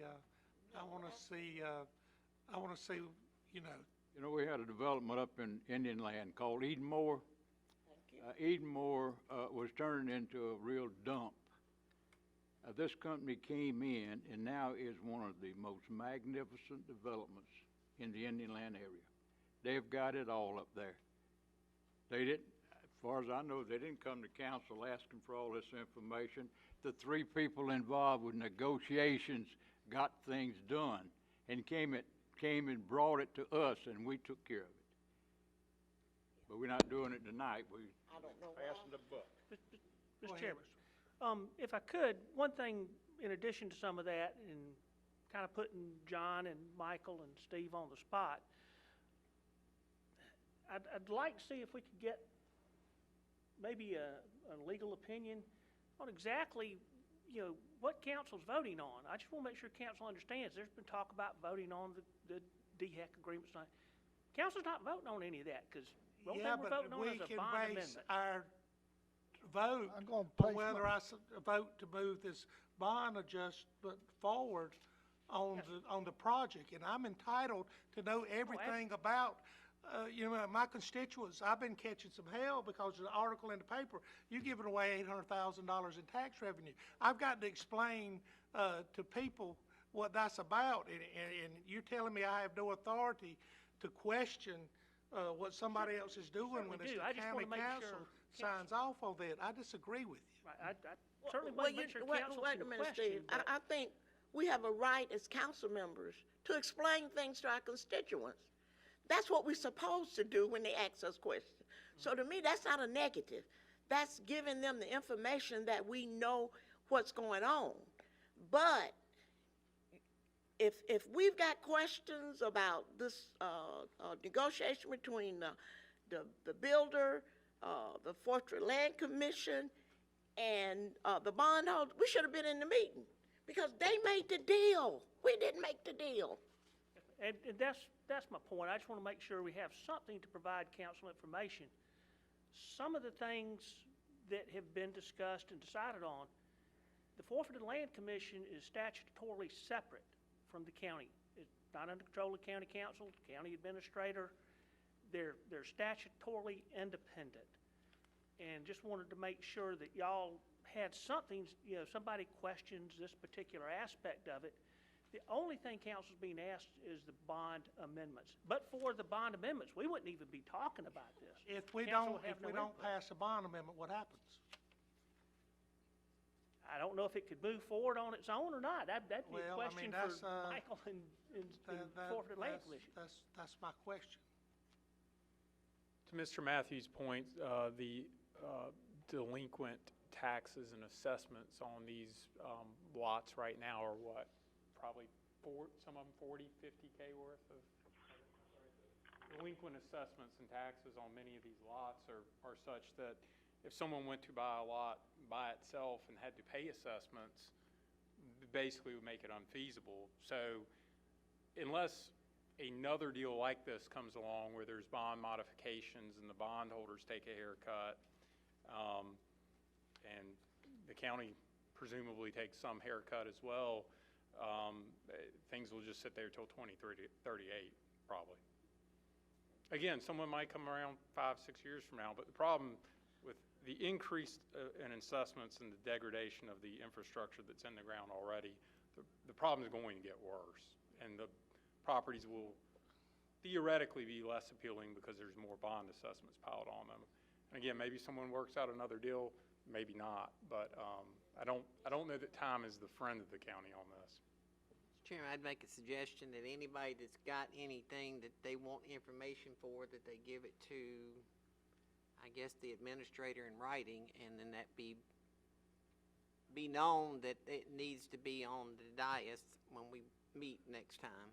You can have it to me before, within say, the end of this week. I can forward it to Mr. Season, Mr. Matthews, John, and we can make sure we try to get that. Because, my vote will be on, amending these, roles. But the reason I'm gonna agree to amend them is because I agree with what's going on. And I've got that right to disagree if I don't like what's going on. Absolutely. I don't understand what the amended roles, how does that play, I've never quite connected those dots. Why do we have to amend the tax roll in order to make this happen? Does anybody know the answer to that question? Saturday. Why do we have to amend the tax rolls? They've been established a long time ago. I do not know. This is Michael Season. I can answer that question. The roles that are being amended are the assessment roles. Those work together with the terms of the bonds. Those give direction as far as how much would be assessed against the property in each year, and those amounts should line up with the principal and interest requirements on the bonds that are issued. The bonds the assessment roll that was adopted back in 2007 contemplated the bonds as they were issued in 2007. So they lined up with the principal and interest requirements that were scheduled out. Because these bonds are different. They have different principal payment dates. They have different interest payment dates. The assessment rolls have to be amended to accordingly with them. Well, I thought the roles were just simply identifying the properties, and what you're talking about is the indenture amendments that would apply to those roles, does it not? So they work together. Yeah, they work Why not? together. The assessment, the assessment roll says for each parcel of property, there's a certain amount of assessments that can be levied. And when they were originally adopted in 2007, they contemplated both the 2007 series of bonds, the $28.8 million of bonds that were issued, and they contemplated a future series of bonds that could be issued. So as long as there was sufficient capacity, the assessments would be able to pay for the debt service.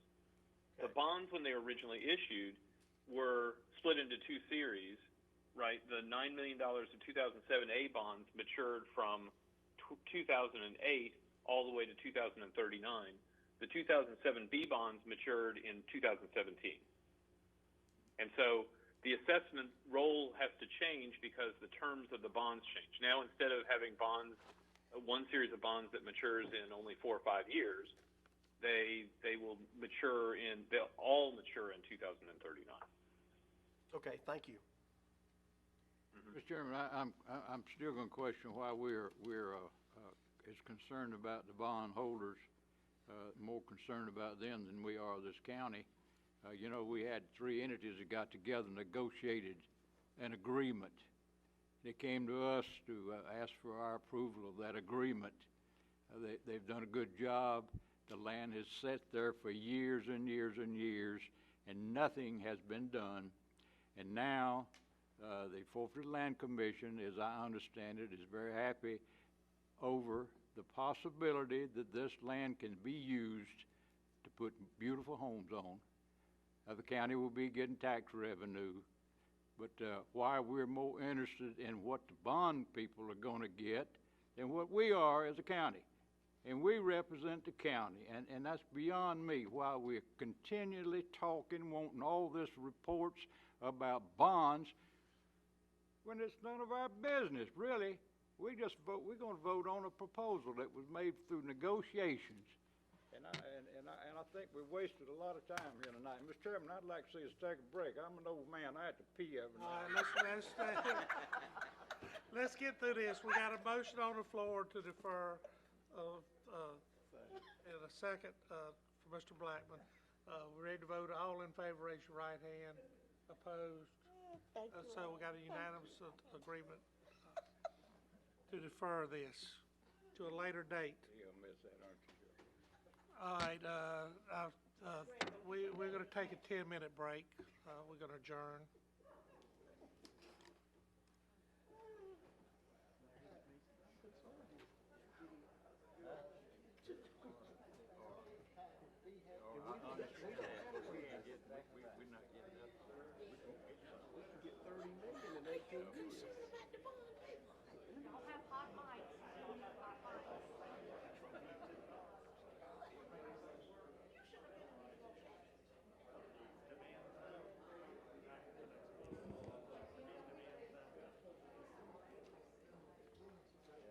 Mr. Season, I'm hanging up.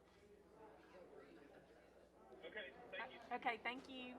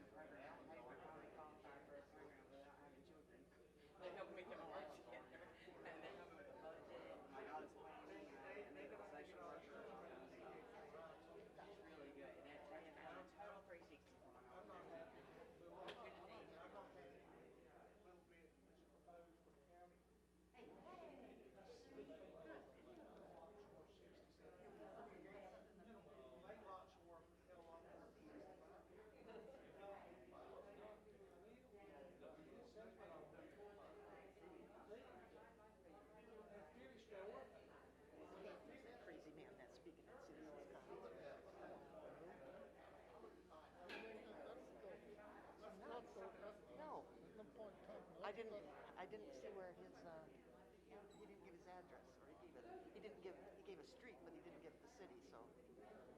Been here before. We better off just let they die 19 years. If we go, somebody's gonna make an ass of us. There won't be no assessments. And, He's subject, right? the county could get millions and millions and billions. 2038. And a refill, man. They gone. 18 years, 17 years, they gone. He told me a long time ago, when something's worth more, somebody else will pay for it. That's right. If you get somebody else doing the phony is for it, then you have to.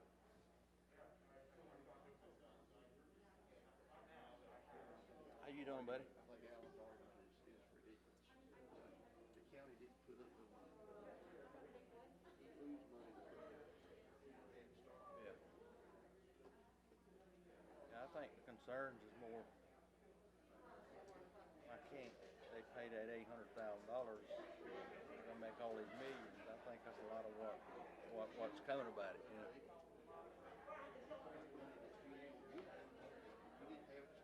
That's right. I'm just telling you where a lot of it's coming from is they ain't looking to give up $800,000 of the county's money for them to make multi-millions. I think that's where a lot of concerns come in.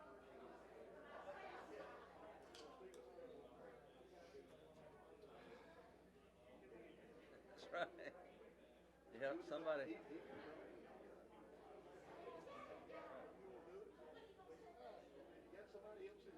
What do you think they're gonna run into with DHEC? All that information.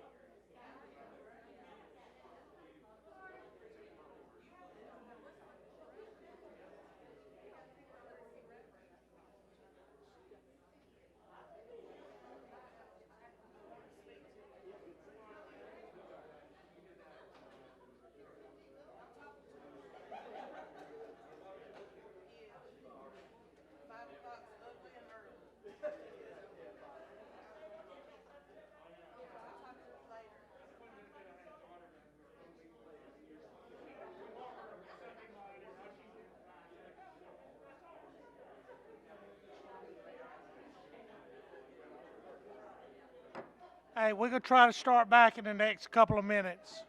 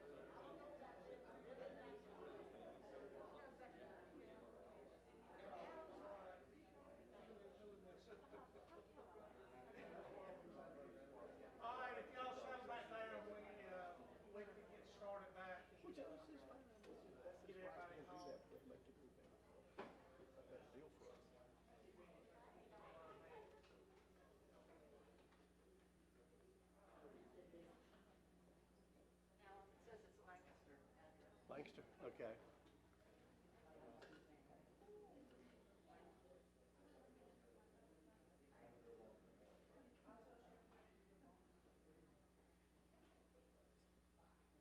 Let me know when you're ready, Simpson.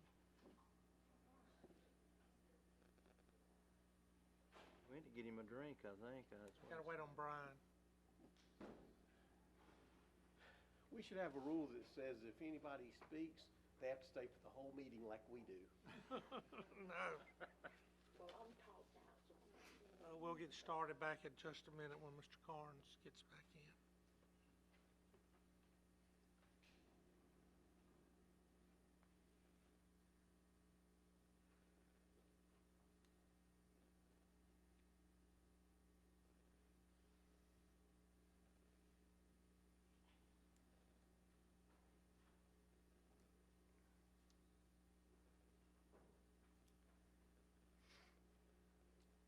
I'd like to call this meeting, Lancaster County Council, back to order.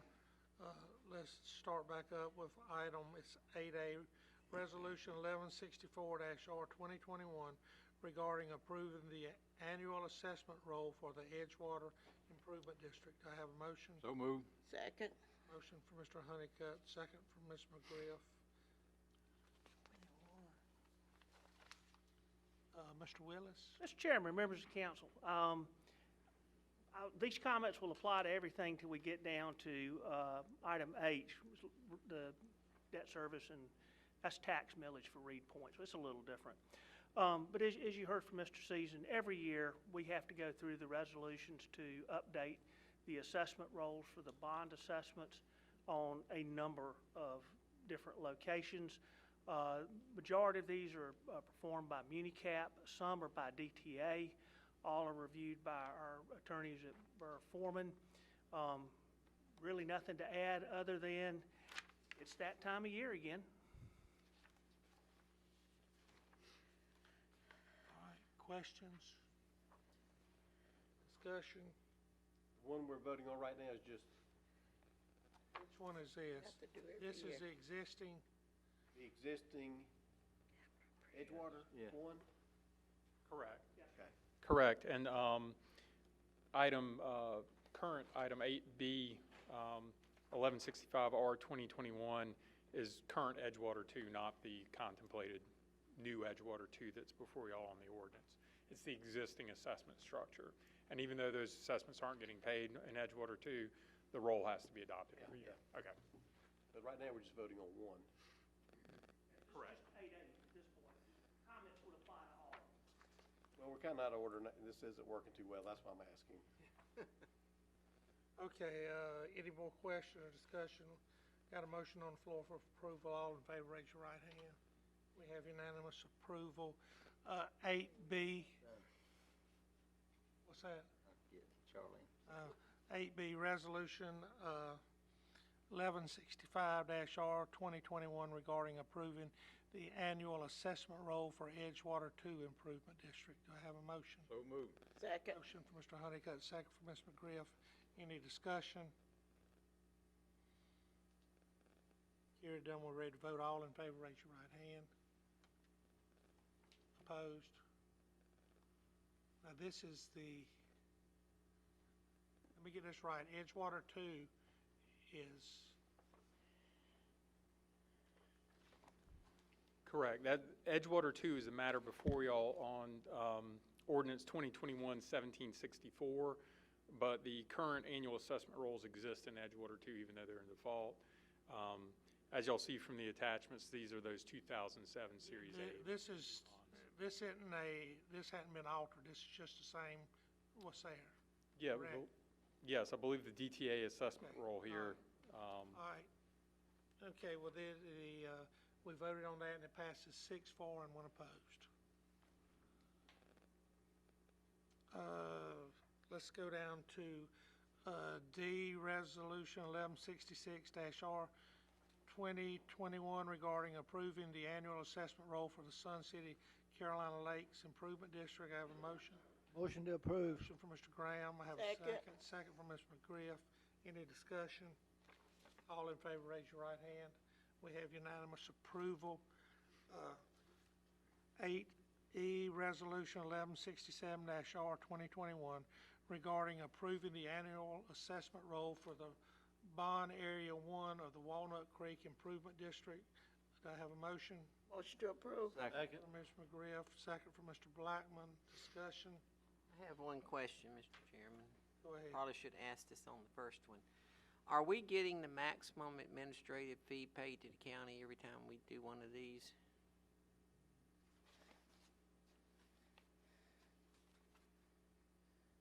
I would have to ask Borough Foreman, is that the max? We're getting the amount that's agreed upon. I don't know. That's what I'm I asking. can There was amend an it for amount more, in but here, so I'm assuming that's the Yes, amount that we can get. And I was just making sure that we're getting all of that. It's same we've been getting. Yes, sir. All right, any more questions?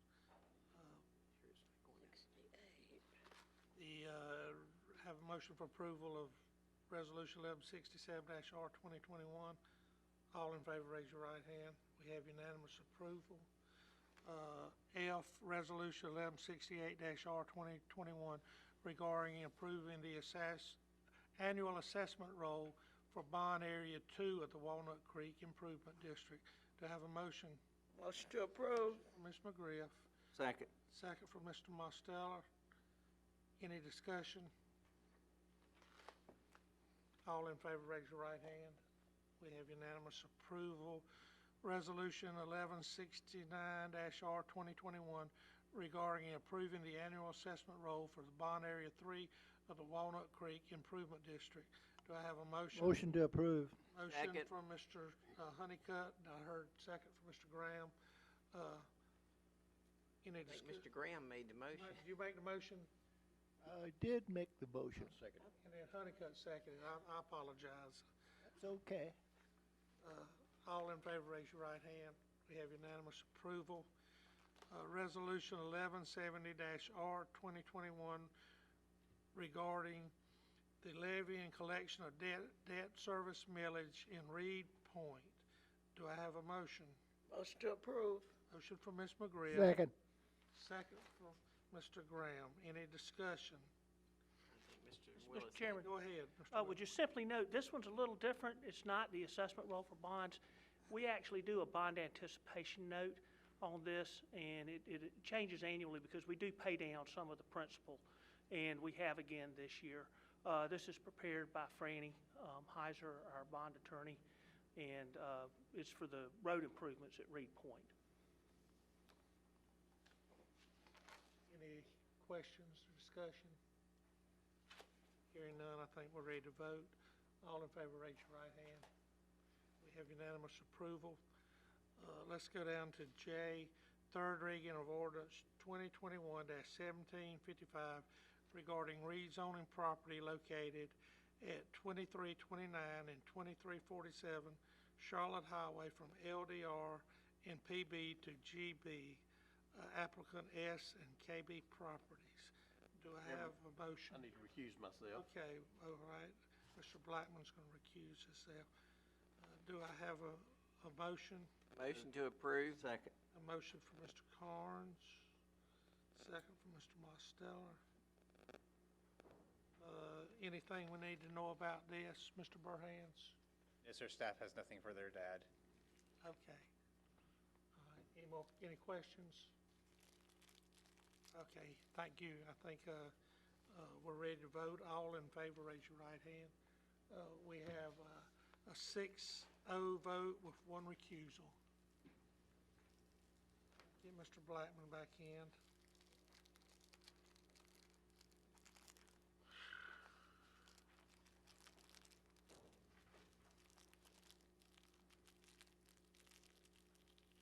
All right, third reading of ordinance 2021-1758 regarding adoption of a small area master plan extension into the Southern Panhandle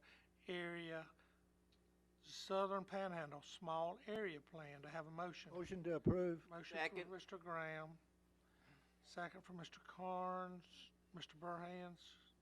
No, sir. Nothing further to add. This item has been placed on the non-consent agenda just to reflect some formatting updates we made for third reading, just to make sure it visually is appealing. So no substantive changes have occurred. Anyone have any comments or questions? We thank y'all for your hard work on this, and you happy? Yes, I do think it's a good step forward. It was done very fast compared to the other people that did one before, and I'm looking forward to these plans being extended all the way down 521. Well, I'd like to make a motion to amend though, Mr. Graham, before you get too carried away. You're going to amend what? You wanted to go to East Springs? We're going to get our own small plan in East Springs. I'll make a motion that we amend ordinance 2021-1758 to include substitute the updated Exhibit 1 attached to the agenda packet. All right, I have a amendment from Mr. Blackman, a second from Mr. Carnes. Any discussion on that amendment? Let's vote on the amendment. All in favor, raise your right hand. We have unanimous approval of that. Any more discussion on this? All right, I think we're ready to vote on third reading of ordinance 2021-1758 as amended. All in favor, raise your right hand. We have unanimous approval. Third reading of ordinance 2021-1761 regarding adopting a school development impact fee. Do I have a motion? Motion to approve. Second. Second from Mr. Blackman. Mr. Willis, Mr. DeBose. Mr. Chair, members of council, no changes since second reading. I'm happy to answer any questions y'all might have. Any questions, staff? Comments? All right, thank you. I think we're ready to vote. All in favor, raise your right hand. We have unanimous approval. Third reading of ordinance 2021-1761. M, third reading of ordinance 2021-1762 regarding provision of guidance in response to South Carolina enactment of the Open Carry with Training Act. Do I have a motion? Move to approve. Motion from Mr. Mosteller. Second.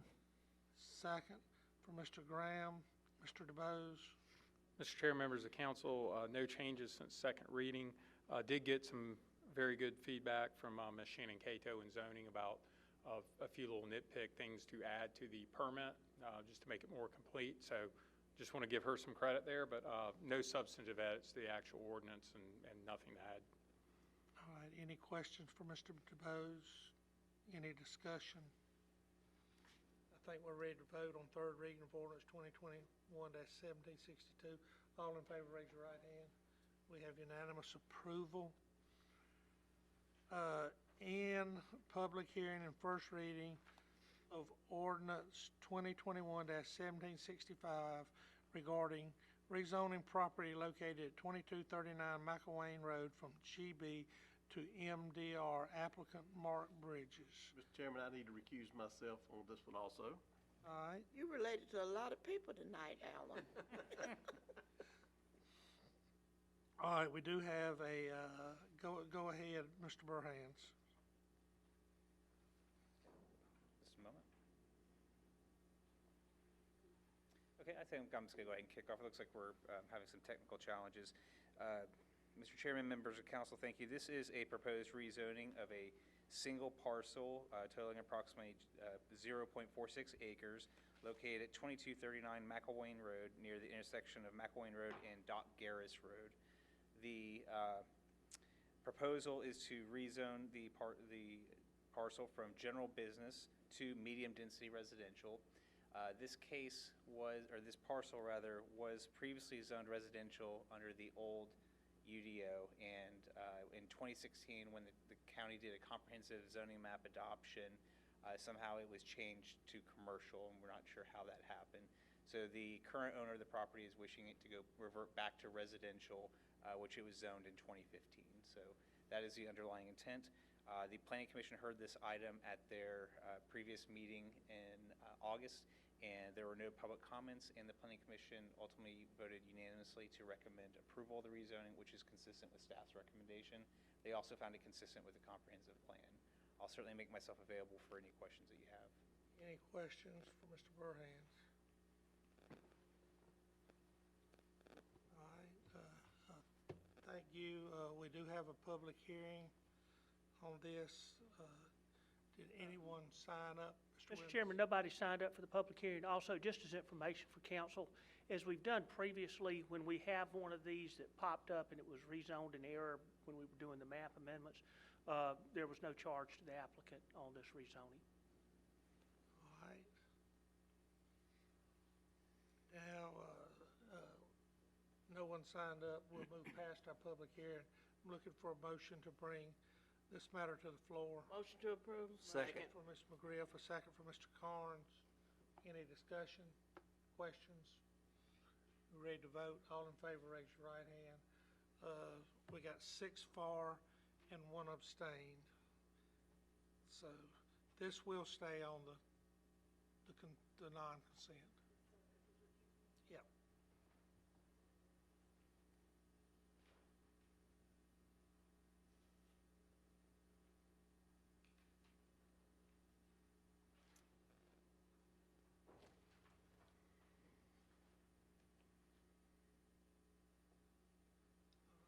Mr. Blackman back. You can tell him it was turned down. Okay. All right, item 9, discussion and action item, approval of appointments to various boards and commissions. Motion to approve. All right, we Second. have a motion to approve, second from Ms. McGriff. All in favor, raise your right hand. We have unanimous approval, and we thank Ms. George and Ms. Garcia for their willingness to serve. 9B, approval of Parks and Recreation Development of PARD grant for the Parks and Recreation. You looking for a motion on that, Mr. Willis? Yes, sir. For this one, we have a motion to request approval of the grant as well as local cash match coming from the grant match. Are you ready, Mr. That should be in the agenda item summary. For the motion. Okay, I make a motion that the Park and Recreation staff and the finance staff be authorized to accept the PARD grant with the required $636.47 local match coming from the grant match account. All right, I got a motion from Ms. McGriff. Do I have a second? Second from Mr. Carnes. Any discussion? Yeah, do we have enough in our account to cover that humongous amount of money? Kim assures me we can cover that. All right. We got a bigger one coming up. All right, we got a motion for approval of a grant, a PAR grant. All in favor, raise your right hand. We have unanimous approval. Let's move down to a grant for the Lancaster County Sheriff's Office. Mr. Willis. Mr. Chairman, members of council, this grant came from the Attorney General's office, and the sheriff has already accepted it, but we do need to have a motion to fund the local match from the grant match account, and requesting that motion be made. All right, can I have that motion? Mr. Chair, I move to approve the grant. Second. I have a motion for Mr. Mosteller, second for Ms. McGriff. Any discussion? I just want to discuss how important this position is to victims of crime. This position works very closely with the victims of crime, even the sexual predators from my office. So I think this is a well-deserved grant for us to approve. All right, thank you, Ms. McGriff. Any more discussion? I think we're ready to vote. All in favor, raise your right hand. We have unanimous approval of our grant for the Sheriff's Department. EMS School District Potential Program for 2022-23. Mr. Willis and Mr. Cato. Mr. Chairman, members of council, think y'all are aware of the fire program we've had for a number of years with the Lancaster Career Center has worked fantastically. Clay has been working diligently with DHEC trying to get a similar program for basic EMT. DHEC would not allow that due to some age requirements. DHEC has now amended their rules. So we're looking at working with the Career Center to start a very similar program for next school year. The reason I'm bringing this to you now is to make sure that council is on board with this concept. There will be some cost for personnel. Obviously got to have an instructor, and in this case, there's going to be some cost for the instructional material. We still have to go through York Tech for the instructional material and the certifications. York Tech is not as generous as the South Carolina Fire Academy when it comes to the material. So this will impact your fiscal year 22-23 budget. So just wanting to make sure, number one, to get this on your radar. Clay is here, and also, Mr. Chairman, if I could have a moment of personal privilege, would like to ask y'all's indulgence to let Clay tell you about some of the issues we've been facing over the last couple of weeks at EMS. They are getting hammered with calls. We've got hospitals on diversion. We're having significant delays getting folks in at hospitals, not necessarily getting them to, but getting them in. But also because we're having to send ambulances out of the county, I've authorized Clay. So you do what you got to do. You call folks back in, but we're getting to the point we're going to start burning out some of our medics. And so went ahead and authorized Clay to look at a program where we're going to start running potentially some basic life support units. Right now, everything we run is advanced life support as a paramedic. You don't need an advanced life support unit when grandma has fallen on the floor and just needs to be checked out. A BLS, or basic life support unit, which has a driver and an EMT, can handle some of that. And I've asked Clay to move forward with researching that for potential implementation. Clay, I'll turn it over to you. Thank you, Mr. Wells. Let's go back to the initial project with the school district. Fortunately, unfortunately, sometimes I do find ways to fund things. And through the EMS Association, we have found ways that we potentially can fund this program at the school district with very little cost to the county. This is a spinoff of our boot camp, except it will be a boot camp in high school. So when the student graduates and is 18 and they test, they can step out of high school and have a job right here in Lancaster County paying $35,000 to $40,000 a year the day they graduate.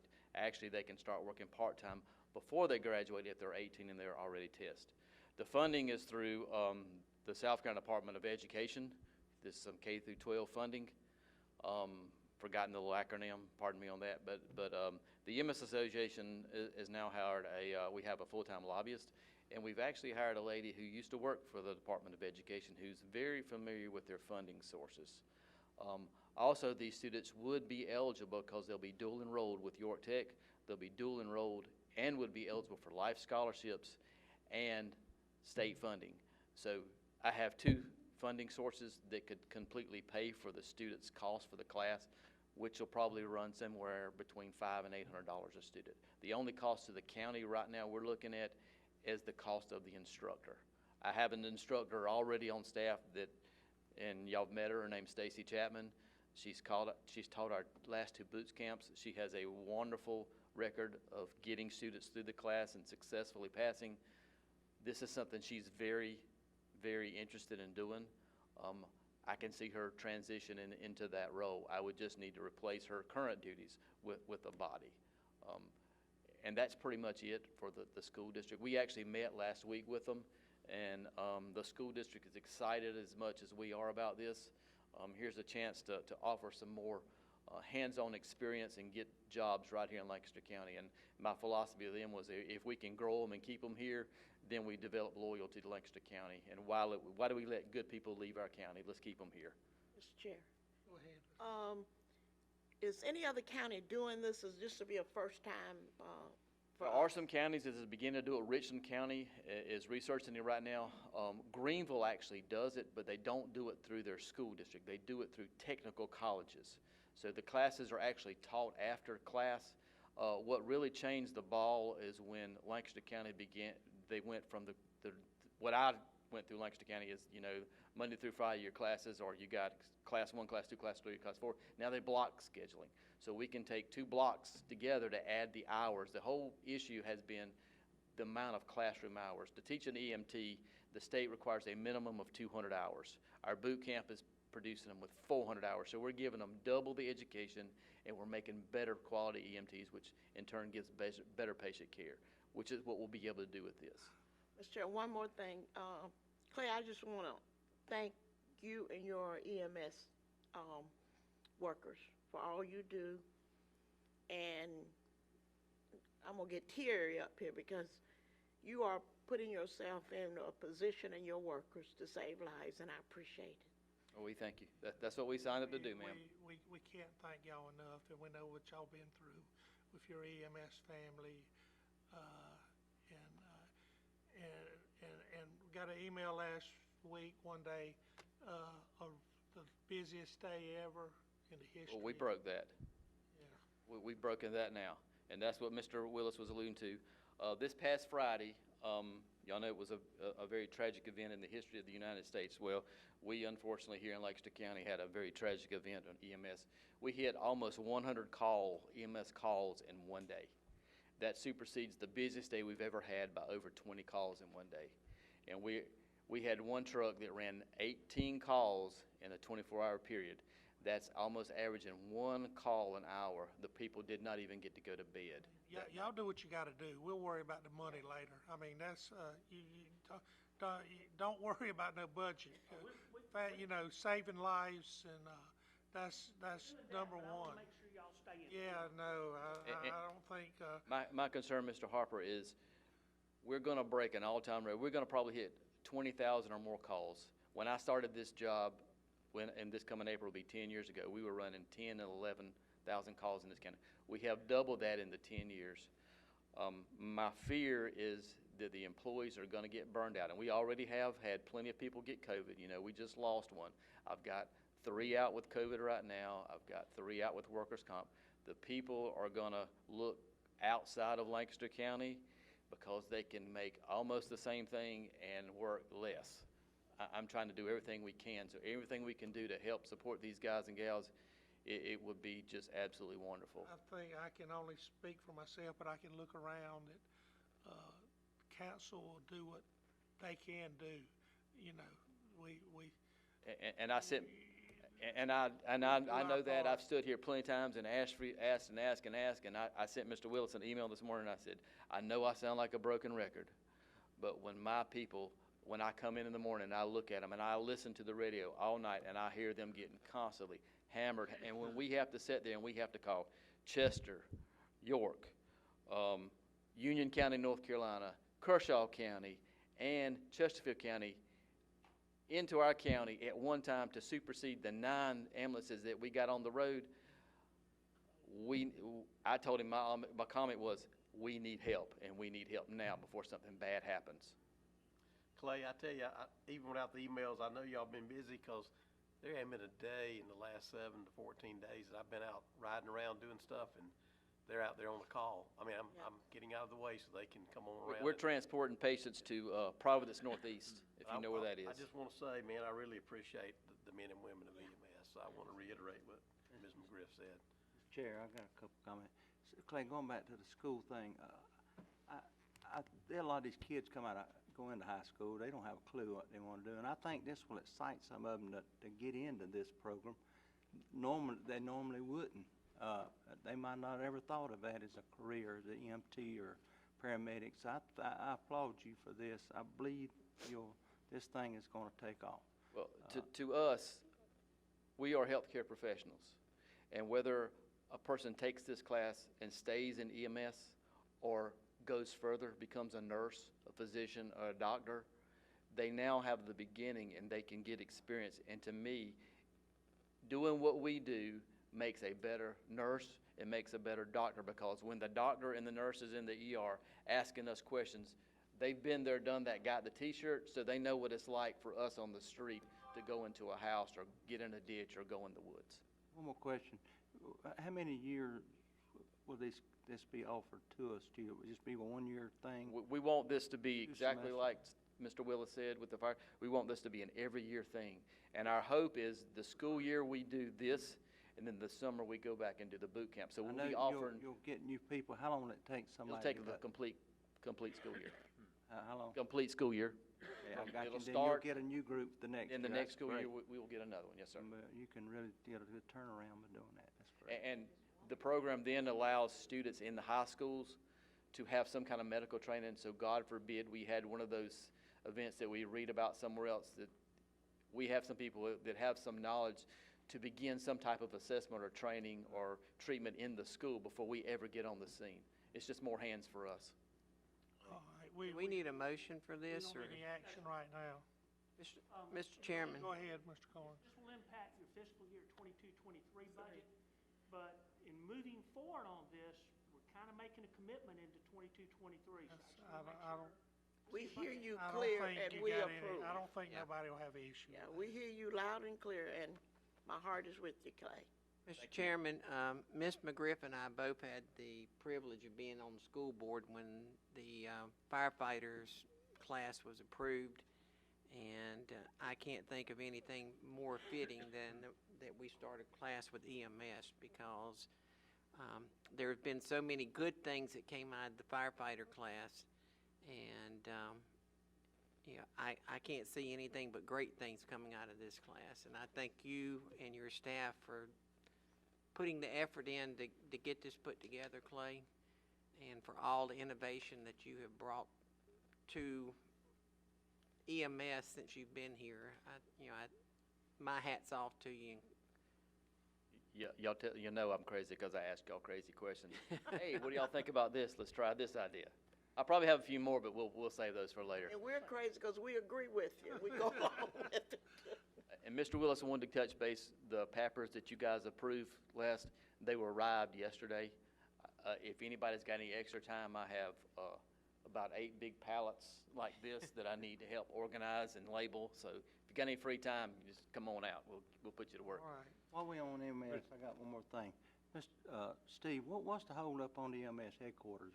I mean, last I was up there, I thought we was ready to move in when I took a tour of it. I sent Kelvin some emails today, follow up. We still got to get the gate operational. For some reason, Duke Energy hasn't put the outside lights poles up. I assume they're still on back order.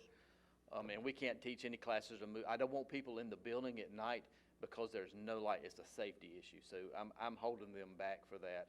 And then obviously, this little thing that they call COVID supply chain, I can't get furniture, I can't get stuff to go in the building, so it's a trickle-down effect. I think Mr. Willis can call Mr. Rick Duran and see if he can get us some Expedite light this. poles. The problem's gonna be, even Rick, if he doesn't have the metal poles, there's not much he can do, so. Well, we manufacture the metal poles in the other end of the county. I've also heard that there are some roof leaks up there. There are If some we roof have leaks. roof leaks, it needs to be fixed, because all this is going to do is get worse. So we need to start looking at where we're going to find the money to do that. We've already addressed that, so, we're gonna get the roof leaks fixed. Okay. All right. Any more comments?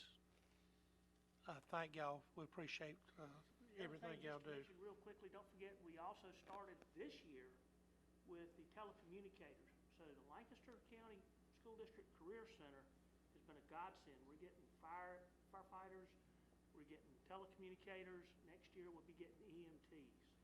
All right. You get law enforcement officers, but you gotta be 21, so can't. Requested waiver for credit card fees, Mr. Willis. Mr. Chairman, members of council, requesting for the remainder of this year and through Friday, October 1st, so it kind of ends on a weekend. Waiving the credit card fees for online payments in the treasurer's office. I think most of y'all are aware we're doing our best trying to keep people out of this building. Just kind of reverted back to some of our earlier COVID stances. This was something we did.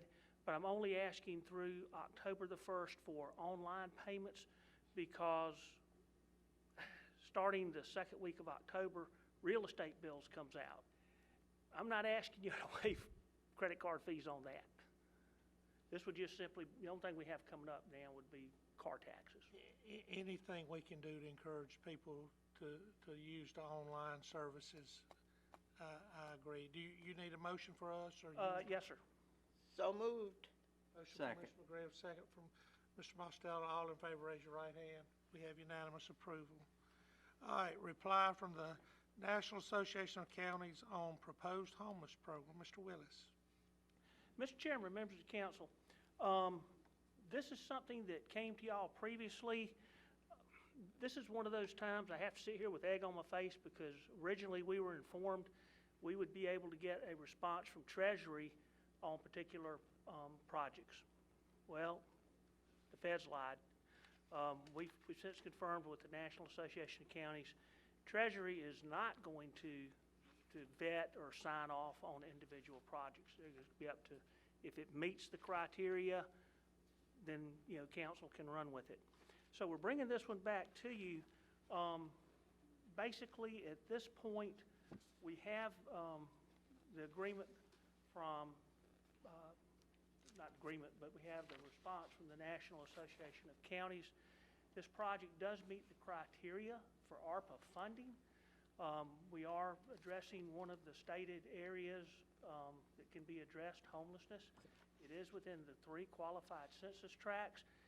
At this point, we have to kind of kick it back to council. This is going to be a policy question. Is this something council desires to spend some of your ARPA funding on? I would note that the chairman had asked, I certainly can't take credit. I took the first shot at it. We are developing a application process similar to the capital project sales tax. I want to give a shout out to Kim and Graham. They really cleaned up and polished a lot of what I had. So we will have that available moving forward. But this is one that was asked come back. So it's back to y'all tonight. I've sent you a copy of the email from the National Association of Counties.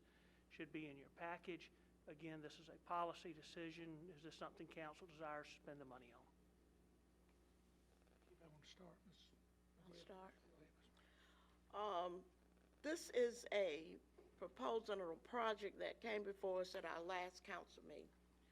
And, I pleaded with my fellow council members to understand our role as council members, that we not only vote on ordinance and policies and development agreements or impact fees. We were voted on to take care of our citizens, to make sure that they are healthy and safe within their own communities. We need to understand that the homeless population is our constituents and is our citizens. Now, because you don't see them, does not mean that they're not there. Out of sight, out of mind, and it shouldn't be that way. We should do the same for the homeless population that we do for anybody in our county. As you know, the majority of the homeless population is within the city. That's my district. You guys may not see as much of it as I do, but they're there. And if it was not for the nonprofit community, I don't know where this population would be. I don't know where a lot of things would happen if it was not for the nonprofit agencies in this county. I've called around the state. I've talked to some of my fellow council members. I've talked to administrators, and they are reaching out to the homeless agencies and the nonprofits saying, we're getting money. We want to know what can we do to help you. I don't understand why we as a council are not reaching out in our community and trying to do things to help those who are at a point in their life where they will be displaced. And the only thing that this proposal is asking is for 3 months to get the homeless population through until the state applications can kick in. We know how slow government is. We know that some of those applications are in Columbia on the desk. They probably won't get approved till the end of this year, if at that point. So I'm saying to you, please let's take care of our community. Let's take care of the ones who are less fortunate than we are. And it's not the seasoned homeless person that you're seeing. We're seeing families. We're seeing children. We're seeing people. If you want to see them, go over to Walmart at night and go over to the fields and go over into the areas that I cover, and you will see them. You will see them walking with bags in their hand. You will see. I ran into a young lady coming down Springdale Road crying. I asked her what was wrong. She said, I have nowhere to go. I see this. So maybe, y'all may not understand why I'm so emotional about it, because I see and I live it every day. I live it simply because some of the people that I respond to with rape and sexual assault, some of those folks are homeless too. So I see it, I experience it every day. I just want you guys to understand that we've got $19 million, and we're only asking for $337,000 of that. So let's do what we need to do for our community. Let's help the homeless population. And I think at this time, Ms. Amber will do a presentation to council. And Mr. Leland and Ms. Sharon. Thank you, council members, for allowing us a second opportunity to come back and discuss this proposal. Thank you, Charlene, for the words that you've just said. That pretty much took everything I had on my notes. But that's a good thing, because I do better just speaking candidly and kind of off of notes. What you see before you is another copy of the proposal that was presented back in July. We are asking for just over $330,000 to help with our homeless families that we are seeing, whether they are already homeless or at risk of becoming homeless. We have done major research here over the past few months. We are what a lot of states are considering about to hit a tsunami effect of evictions, whereas before in the past, the evictions were over a certain period of time, a year's period of time.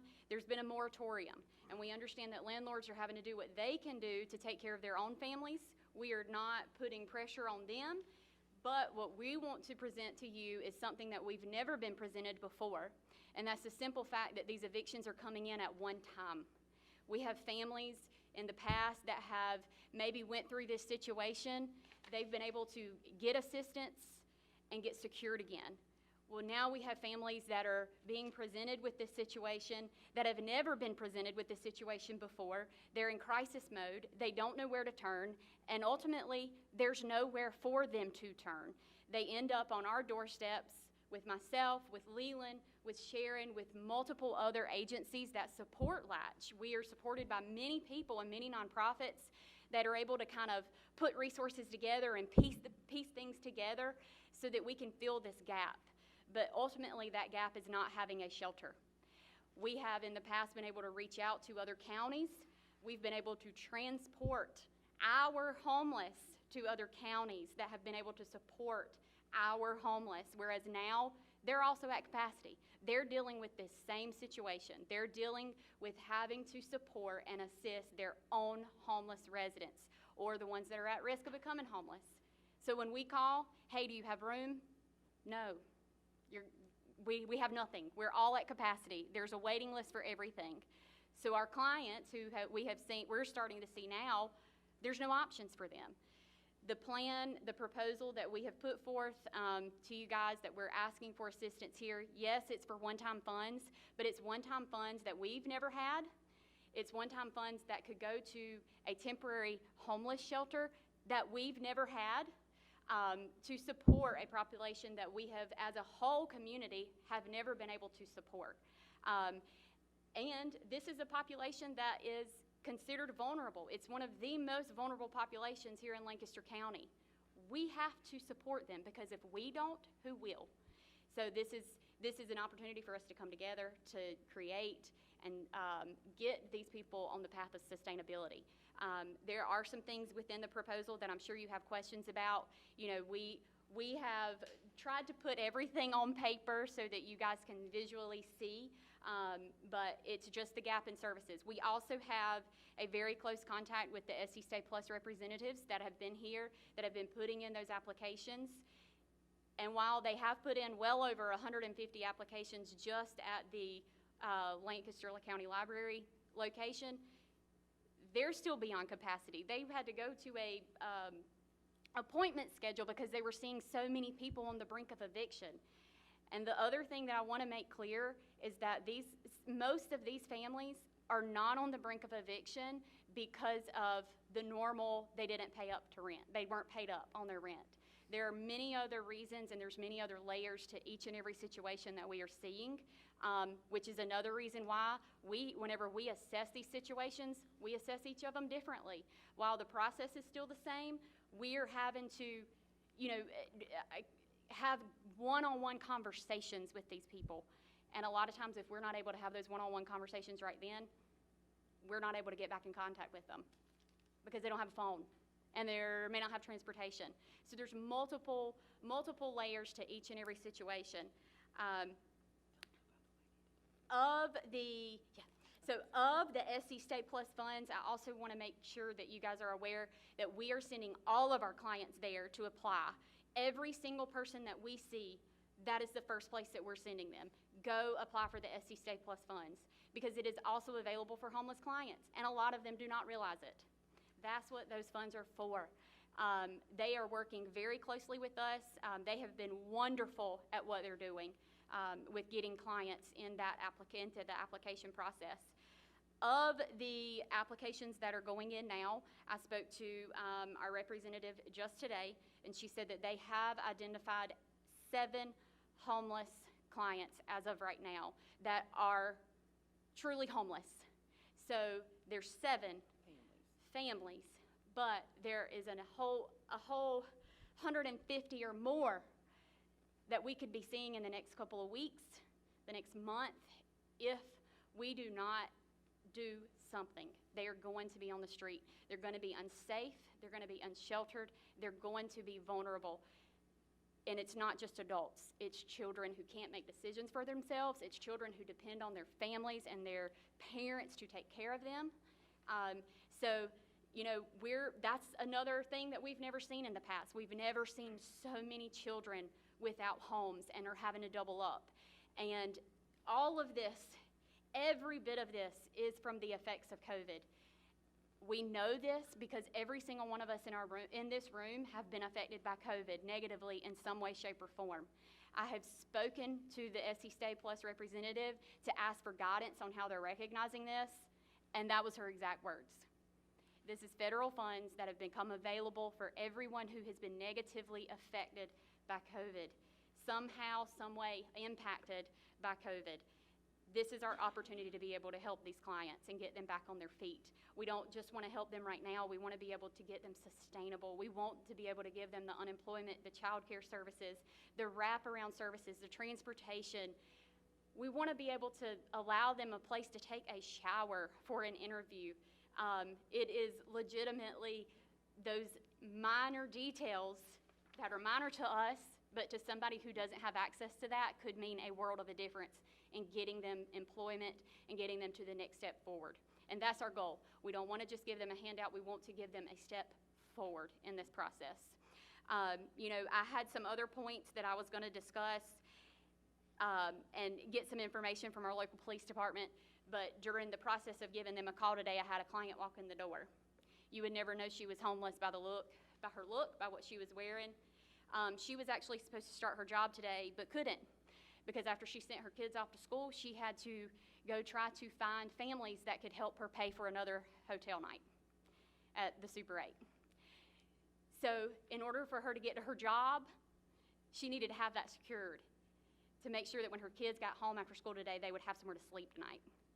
So those are the stories we're seeing, and I'm not trying to make this an emotion, pull strings on emotion, but behind the scenes, there are a lot more to it than numbers. There are a lot more to it than just, what you guys see on the surface. And Charlene's right. They have been staying in the woods. They've been doubling up. But slowly but surely, they will start coming out. You will see them just by walking and driving down the road, because there's nowhere else for them to go. So in the packet, we did add some things. There's a visual of what we use with Lancaster Area Coalition for the Homeless. We have what we call a coordinated entry system, which is like a referral system that we've implemented. I've pretty much switched that up to show you the steps in the process to get these people to sustainability. And the shelter piece is what we're missing at this moment. Without that shelter piece, the gap in services, such as emergency and transitional shelters, that are all outside of our county, but not local. We don't have that locally. The limited availability of resources, it's hard to give these people access to additional resources whenever we can't find them, because there's not a centralized location for them to go to. And the availability of funds with the SC State Plus could take up to 30 days. At least. It could probably take more. At least 30 days. At least 30 days. The effects of that gap, you're going to have increased unsheltered families. You're going to have increased unsheltered children.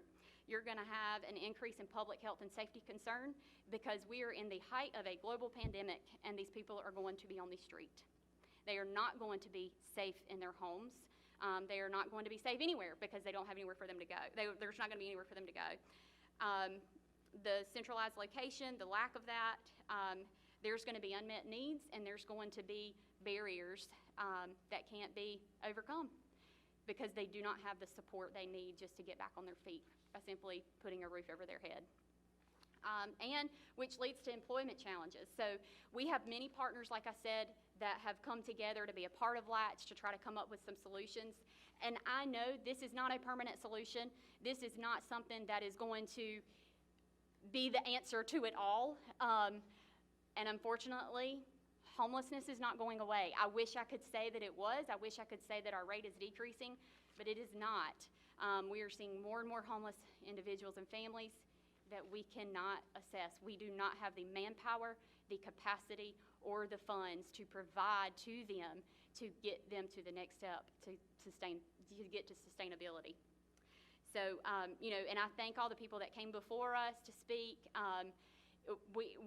Our coalition is made up of businesses, organizations, agencies, local, the sheriff's office, EMS. There are multiple people that are representing their organizations within Latch so that we can come together to come up with a solution. So I hope that I've provided what you need tonight, but I'm more than happy to answer questions, as well as Sharon and Leland that are beside me. All right. I've talked to y'all Friday, and I'm an analytical person, and I know the pandemic is the worst thing that I've saw in a long time. But I'm looking at the eviction cases from 2018 to this year, and I've researched them, and the premise of this proposal is an eviction crisis, and that hasn't happened.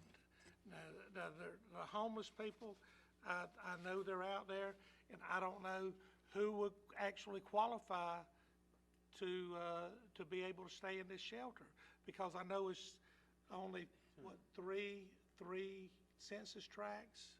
Is that correct? How many people live in those 3 census tracts? Well, and actually, can I answer something you just said about, the U.S. Census Bureau? You were asking about information. Yeah. They just came out. It was reprinted in the state newspaper last week that 68% of renters that are behind on their rent will likely be evicted in the next 2 months. We know it's coming. This data shows, because I pulled all these numbers. I went case by case, year by year. In 2018, yes, there were 800 eviction cases, 87 evictions, and 11% of those cases, eviction was implemented. The numbers you can see have steadily gone up, and that shows that back in 2018 with those 800 cases, that clients were able to work more with their landlords. That there wasn't, eviction wasn't the final verdict. Disposition, a settlement, all these other chances were, or the reason, all these other statuses were the reason. So that's why you can see the numbers are trending that way. This is the 331 are what is in the system right now, eviction cases, or thus far this year. And so far, even with the moratoriums, there have been 84 evictions. So we know that's coming. And yeah, so to what Sherrod was saying, we do know it's coming, and that's what we are trying to do, is come up with a process so that when it does come, we have a solution for it. We have something to come in. I mean, it's better to be prepared than to not be prepared. And we are already at capacity with what we're receiving at the office, and there is no telling what it's going to be whenever these evictions start coming through. And to answer, I know I got sidetracked, but with what you had raised, Chairman Harper, is that how do we know where they live, or what census tract they're from? Well, being homeless, of course, obviously, there's not an actual residence, but where all of our agencies operate, where the services are rendered and everything, those are in those 3 census tracts. Go ahead. Well, Sharon, first of all, I want to apologize for not responding to you. I think you emailed me today. I was swamped. I didn't even look at county emails and caught it on my way here to the meeting, so I sincerely apologize. Yeah, I didn't like the last time y'all presented where you were basing on the eviction rates and things like that, because I am a landlord, and I do see tenants that if they're in trouble, they figure out a way to get out of it. Sometimes I have to make concessions, whether it be them paying late, no penalties, things like that to help them through it. But you know, and nobody here has I really talked. I talked to Steve a little bit, but not much. But hadn't thrown this idea out to anybody. But I just wonder. You know what y'all are proposing is temporary. It's only 90 days. If we said yes and you went out and rented those rooms tomorrow or the next day, and the evictions start in 120 days or start at 80 or 90, we're kind of missing that window. But I'm sitting here thinking, is there any way we could use funds for a permanent shelter? Now you're talking. No, I mean, I was listening to Charlene. Now you're talking, buddy. I've truly prayed about this thing. I don't really like what's proposed that much. I just see it being a small Band-Aid. And I sit there and think, well, with $300,000, could we not buy a building, if it could be used from these funds or not, and come up with a more permanent solution? You know, the town of Kershaw got that old bank building, and now they're doing the, whatever it's called, the 4K program. But yeah, first steps, man, they bought it. They didn't get to remodel it for a while till they could raise money, and then hopefully local option sales tax 3 is going to pay to finish it for them.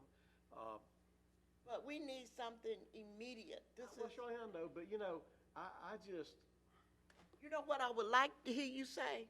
Yes, that ma'am. we could handle this problem, immediate problem, and provide shelter in the future, because it's not going to go away. No, it's not. This is a And permanent we as a county needs to take care of our people and not send them to Rock Hill and Chester and Columbia, because that's where we send them.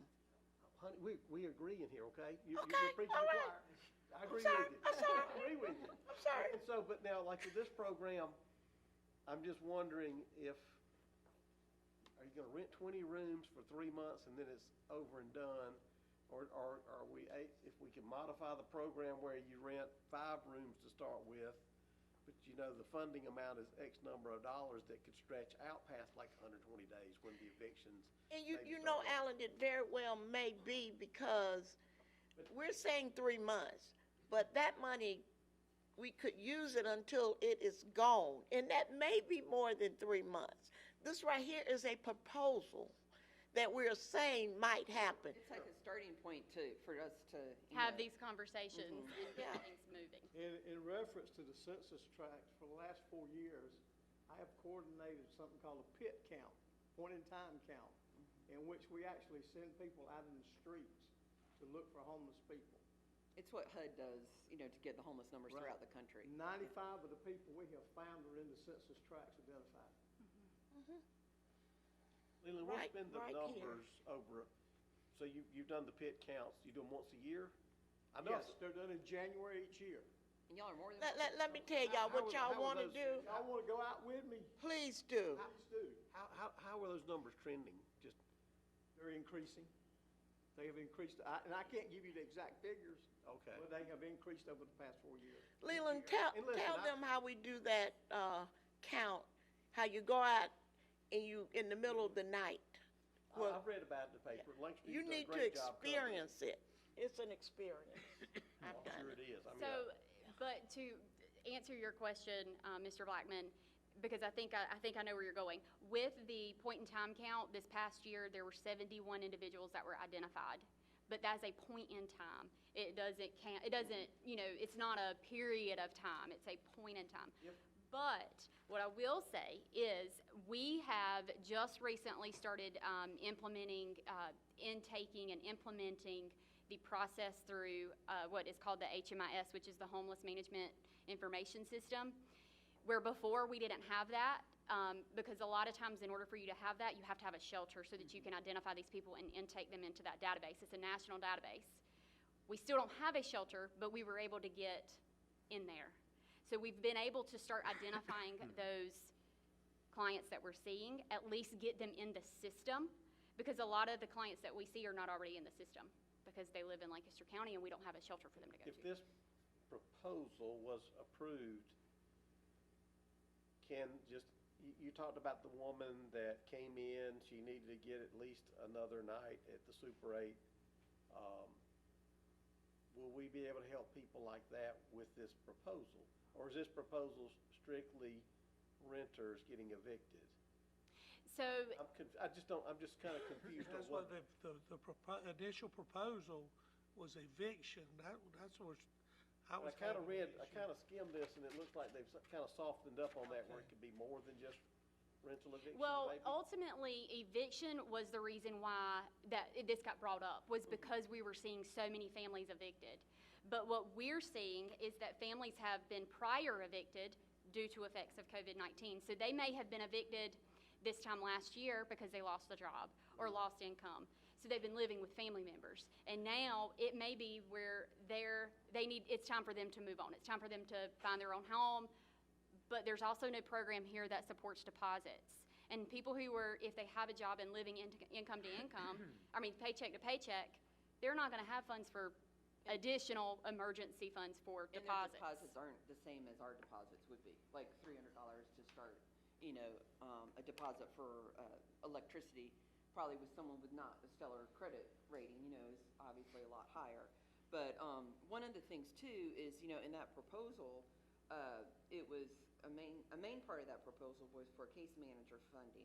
So it's not just the 3 months, yes, is a short time period, but that case manager would work with them even past that time to make sure they're getting to the services. They're, taking classes such as Hope's Bounce Back program, where they identify a goal and they work toward that goal, and Hope is able to use funding to help pay for whatever goal that that client might have. So yeah, it would have some continuing benefit. And another thing, a concern I got, and again, y'all are the experts, not me, but you got a lot in there for security. And it's like you're paying a security officer 24/7 to be at the Carriage Inn. Do they really need to be there 24/7? Because other people, I was by there today and saw some people hanging out on the balcony. No problems, nothing like that. Could it be cut back 12 hours, then you got more money to actually buy more food? Alan, that's because it's a proposal. Proposals can be revised and updated, because what they may find, like you said, within the next month, is that they may not need a security officer. So they do a revision and they let us know what they're doing. That's how that works. One question I had when I talked with them, I had a concern about who was going to administer this and handle any audits, because, it could come back on us. I've saw Charlotte using hotels for the homeless. Well, when they shut that homeless encampment down, the city of Charlotte had to pay $207,000 in damage to the motel. But stuff like that will be in the agreement where we're not I don't think that'll happen here, I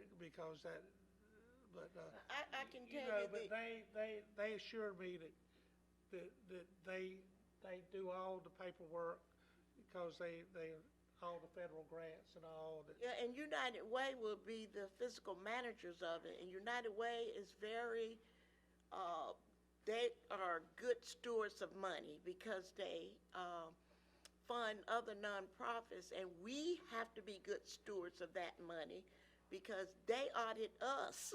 So they naturally get audited. So I think it'll be trusted to a great organization here, which is United Way. All right, how do we proceed from this point, Mr. Willis? Or Mr. DeBose? Or both? Before you go to that, I got one question. Go ahead. Which I talked to y'all the other day, and y'all know I have concerns with security. I don't go for that at all. I think you could use more money towards some rooms or something, or longer, or something with this money besides security. These people's on the street they're gonna be just as safe at that hotel as they're gonna be anywhere else they're at. And that place is full of people, and I just can't see having to pay a police officer to sit up there and babysit them. I'm not for any support of any security. So if you're gonna try to take that security out there for me to support that, or move it to something else or something, I'm not. May I respond? Okay, so the reason why we want to have security there is because we're not dealing with just adults. Like we said, there are children, there are infants, and teenagers that are involved. In order for us to be good stewards of the money, we have to make sure that these families are under, I don't want to say supervision, because that's not the goal, but they have to have some sort of supervision to make sure that everything that they're are surrounded with is safe. And so the security would be able to hopefully offset some of, anything negatively that could happen while on premises, while we have our clients there. And in the past, with our warming centers and everything, we've always had security, just as, it's as a standard protocol of procedure, that we want anyone receiving services to have that feeling, like Amber was saying, of safety and everything. I'm just say anywhere they go, where if they're living with other family members or living on the streets or wherever, they ain't got a police officer watching them there. So, I mean, you give them a shelter, they got a lock on their door, they're gonna be protected, and you help them, and I think you should be putting all your dollars toward getting the people in there, getting a shelter over their head, where if you use it for more days besides the 90 days or whatever you got, use that money for that instead of trying to do that. I won't support any security on it. And from what Sharon said, this is something that we've always provided whenever we had our temporary warming shelters, and it's standard protocol. So if you were to call another agency and ask, do you provide security? They do. They provide security. And also the fact that just protocol, you just got to do it. Even when we were doing the warming centers, we had an agreement with the sheriff department that they would be the security, because we know we couldn't do it without security. That's protocol, and when you're doing these programs, if you're going to do best practice and protocol, the correct protocol, you got to follow the guidelines. And the guidelines say when you're providing this sort of service, you got to have security. It's not because we want to put it in the budget, but that's just the way it is. It takes away a lot of liability. It puts families and children in a safe environment, and somebody is there watching them. But I don't think we're going to get the city police to do pro bono security. We worked it out with the sheriff because they were called so much that they were in and out. They felt like we need to be here to make sure this is safe. Because when we had the warming center, they would bring folks to the warming center. So we had a good relationship with the sheriff department. But if we're going to do this program, we got to provide some sort of security, y'all. I think if you talk to the chief of police, he would keep cars riding through there at all the time and stuff, and would totally support this, I would think. And well, and to your point, Mr. Mosteller, we did talk with Flip Hustel, with the city, sorry, and he let us know that they're down staff every shift. They're pulling people off duty that had just worked so many hours, or and they do not have the manpower, because we did talk with them first about partnering. And the whole liability issue, I think to your point, Chairman Harper, about, the county will be responsible, for funding. It's at the same, just to offer that liability, that extra, Band-Aid, to have the police officers or security would be actually, I think, a nice benefit for the county's liability, if there was any.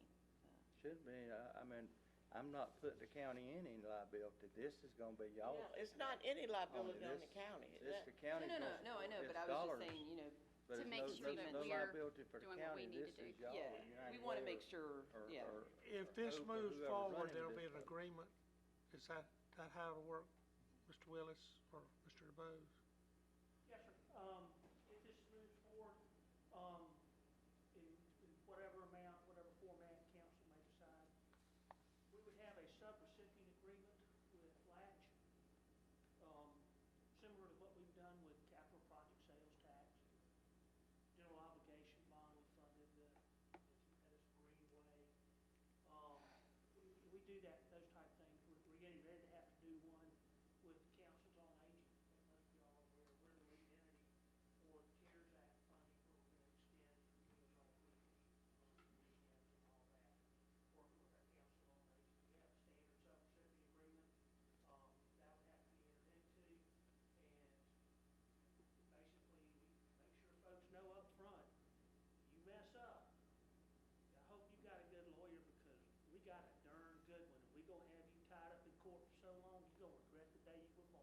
That would be you, John DeBose. Amber, I've got one question. And I support whatever we do for the homeless.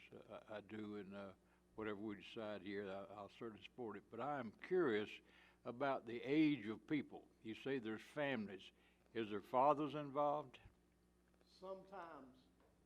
How much is sometimes? I'm gonna say sometimes, I'm gonna say, just off the top of my head without looking at statistics, maybe 30-35%. You know, reason I ask that question, in my going and traveling around Lancaster County, I see help wanted signs all over this county. I'm wondering how many able-bodied people are we putting up in that motel up there that go out there and get one of these jobs and pay his own way. That's what we're working. And that is the thing that's the one thing that bothers me about this program is, are they able-bodied? Can they work? Can they do something? No, that's a part of the program. Once we get them in the program, we can work with them on training, getting them to the interviews, helping them get the jobs, helping them with their resumes. That's a part of the case management part. We're just not going to house them. My position in this, I'm the Community Services Coordinator for the Austin Wilkes Society. We are a statewide private nonprofit organization. We've been in existence since 1962. I manage the Lancaster office. What my job is in the Lancaster office to break these barriers down so that we can get them a job, so we can get them hooked up with employee, employer, so we can get them a job.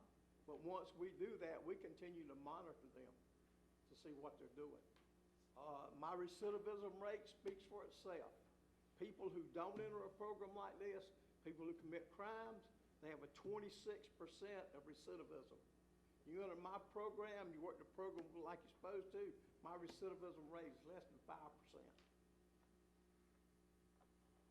Well, I just like to think that, you know, able-bodied people are going to be put in the workforce and taken off these roles, which I think is Just wonderful. going into this program is not going to be the sole part of the program.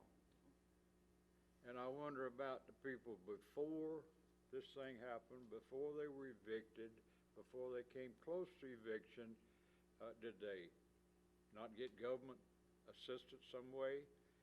Did they not see the signs that I see all over this county? Help wanted?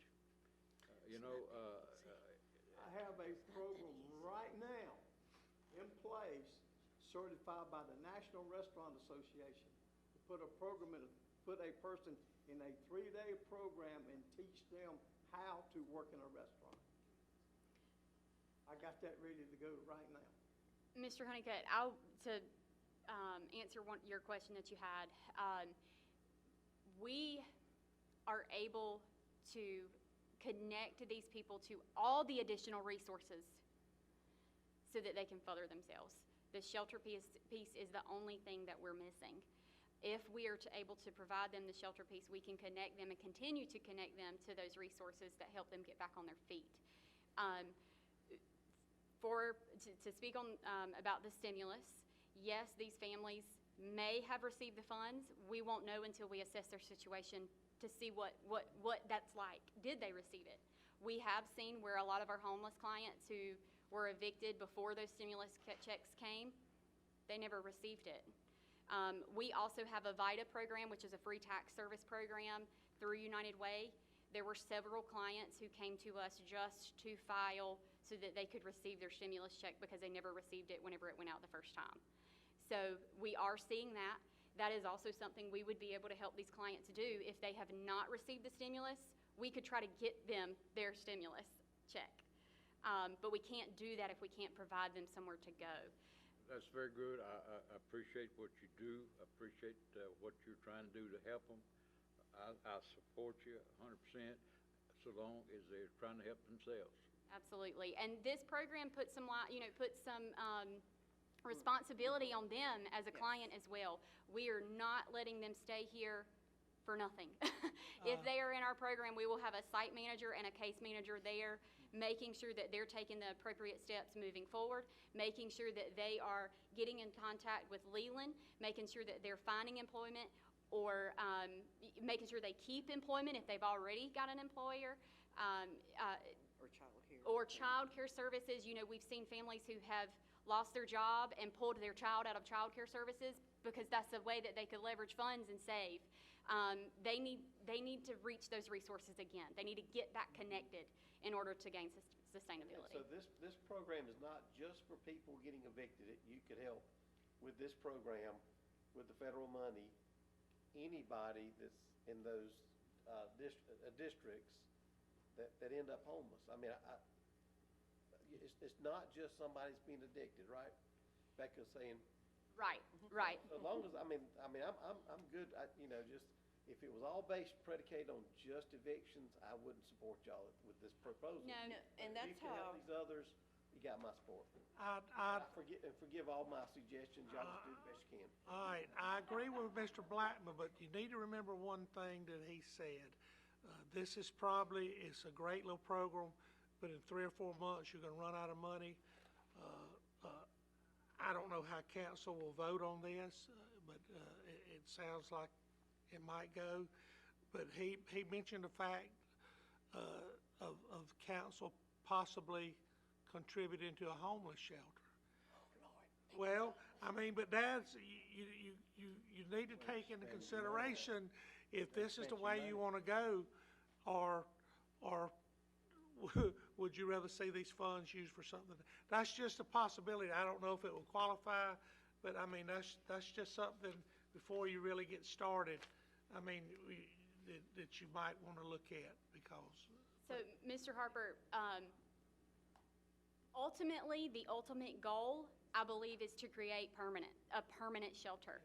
This would give us a step forward in being able to do that.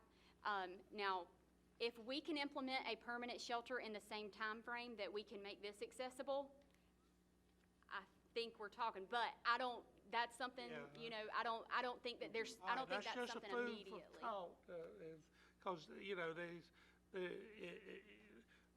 I think personally, I'd like to use most of this for infrastructure.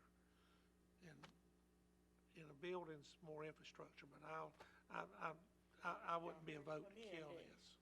All right, do we need to we need to move on. I think we've talked this thing to death too. All right, thank y'all. Thank y'all for the opportunity to come all back. right, thank y'all.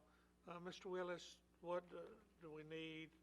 Council desires to make a motion, y'all can certainly do so. Can I make that motion? Ms. McGriff, if you may make that motion. I'd like to make a motion that county supports the proposal presented by Latch at the amount quoted in the proposal, $334,213. Do I have a second?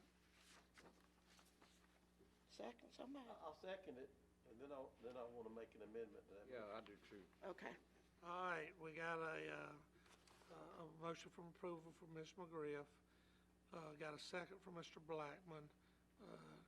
Somebody said they wanted to make an amendment. Yeah, I'd like to make an amendment just to make sure that the county, I don't know how to phrase this, but make a motion that we do this, and we cover our bases to make sure that we don't have to repay any of these funds back to the federal government. That the program they're doing meets the approval, and that we won't have to pay back any federal funds because it didn't meet the criteria. That's an administrator or lawyer question. Yep. Yeah, but it's in the guidelines. Y'all ain't ready to Mr. Chairman, in response to Councilman Blackman's inquiry, I don't know any way we can avoid, ultimately, we're on the hook to the federal government. But we can do a subrecipient agreement that will protect the county's interest. But I just want to make clear. What kind of agreement to protect the county's interest, a sub what? Well, you basically are dealing with folks, 501 such as the United Way that do have insurance protection. So if we had to, we could litigate. Certainly don't think it would come to that. But I just want to make sure, council, for all of this money, ultimately, if something blows up, county's on the hook. And that could be for a water project, a sewer project, a broadband project, anything. But I don't know whether you guys I are. withdraw my Yeah. amendment because it's too Okay. complex. Yeah, All right. okay.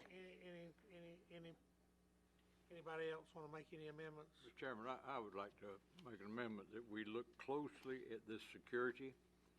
$60,000 to me is a tremendous amount of money for security. I'll support it, but I look at it as what can you do to reduce that? That's a lot of money. We use it to buy more rooms with Yeah, later. yeah. Have you Yeah, looked at that'd be a lot of help to other people, and I don't know how many people we're talking about, you know, have you looked at the option of having private security versus That was handling it. police officers? That is it. Okay. That is it. I think they got to decide where if they want to give these people security or give people more rooms later after this 3 months runs out.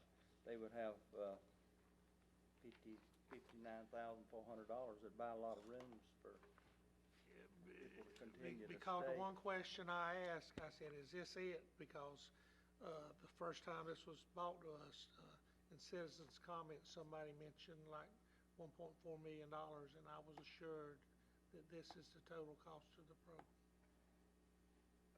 1.4 million, say what now? Close to, somebody mentioned it in citizens' comments before the meeting.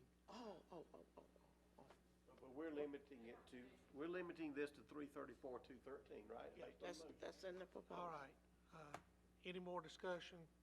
Got a No, motion I on would, the- but I would like to see some kind of report of how successful this program is so we can evaluate it. I mean, Yeah, we'd like we would like a monthly update. well, and I do support the project and I look at it, but I have concerns about it being a permanent fix, which I think you do too. Councilman Graham, just so y'all would know, that would be part of the subrecipient agreement because we do have reports that we have to submit to the federal government. So in turn, they have to submit them to us for, forwarding on to Treasury. One other question I need to ask All right, that go wasn't ahead. asked. What is y'all's plan after this 120 days or whenever these people, what is y'all's plan if y'all don't have these out there? Do y'all have funds to continue this? We are hoping that within the 3-month period, whenever that starts, that this would give us a cushion to be able to offer these services to these individuals and kind of get us back where we were before on assisting these individuals the way we were what we're doing now, while we're connecting individuals just as we come in contact with them. But ultimately, it would be fantastic if this would lead us down a road to permanent shelter. Because if it's successful, then it would show a clear sign that something like this is needed in Lancaster County. So y'all do have funds to keep it going? The case manager position is for the year, but beyond that, we haven't. I'm talking about the people that y'all gonna put them under shelter for 120 days. At the end of those 120 days, are you gonna put them out on the street? By that time, hopefully the state funds will have kicked in. I understand that. Well, let me say this, was kick in, but what United Way has in their budget, money for homelessness on a normal situation. This is not normal. We're hoping to get this group from being homeless to the normal, where we would get them up and housed and working, and the numbers will go down and we'll be able to manage. And also to that point, it's easier in working in the grant world. It's if you can leverage, what we have, we can use this as a narrative in our grant applications for various foundations in the area, and also state and federal funding is showing that we have this and we need to expand it. So it will help us leverage, for more services to come down. And the fact that this program worked. Y'all understand this 19 million we have, or 17 we got left. Y'all know we spending this in other areas. This pot's gonna be empty. Yes. So Oh, I'm yes. just making sure that y'all understand that in that 120 days, if you still got 30 people living there, Right. y'all got funds to be able to keep them there, or Well, and put also- them somewhere. The individual is not going to be given carte blanche. Like, you have 3 months to live in here. It's more of of an up to. I It's more understand. of a case by case, That's you know, right. and goals Yeah, are met. you'll try to get them out in a week if you can, or Yeah, a month. yeah. Well, I understand that. But I just want to know at the end result of this 90-day thing that y'all are doing, or 3 months, whatever, that what's going to happen. Well, That's why the case manager is important, and Austin Wilkes is important because they work to get the people back where they need to be. Will that agreement come before council, or that'll be administratively? Yes, sir, it'd be administrative, we'd work with the attorney, and we've done several separate agreements. Okay.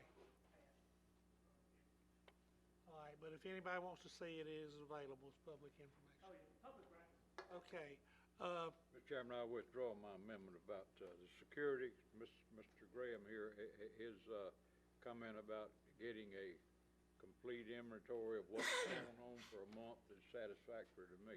all right. And I also, obviously, y'all are going to vet or recognize people that shouldn't be there or need to be somewhere else. Yeah. And so you won't put them together, but I do kind of understand the security thing.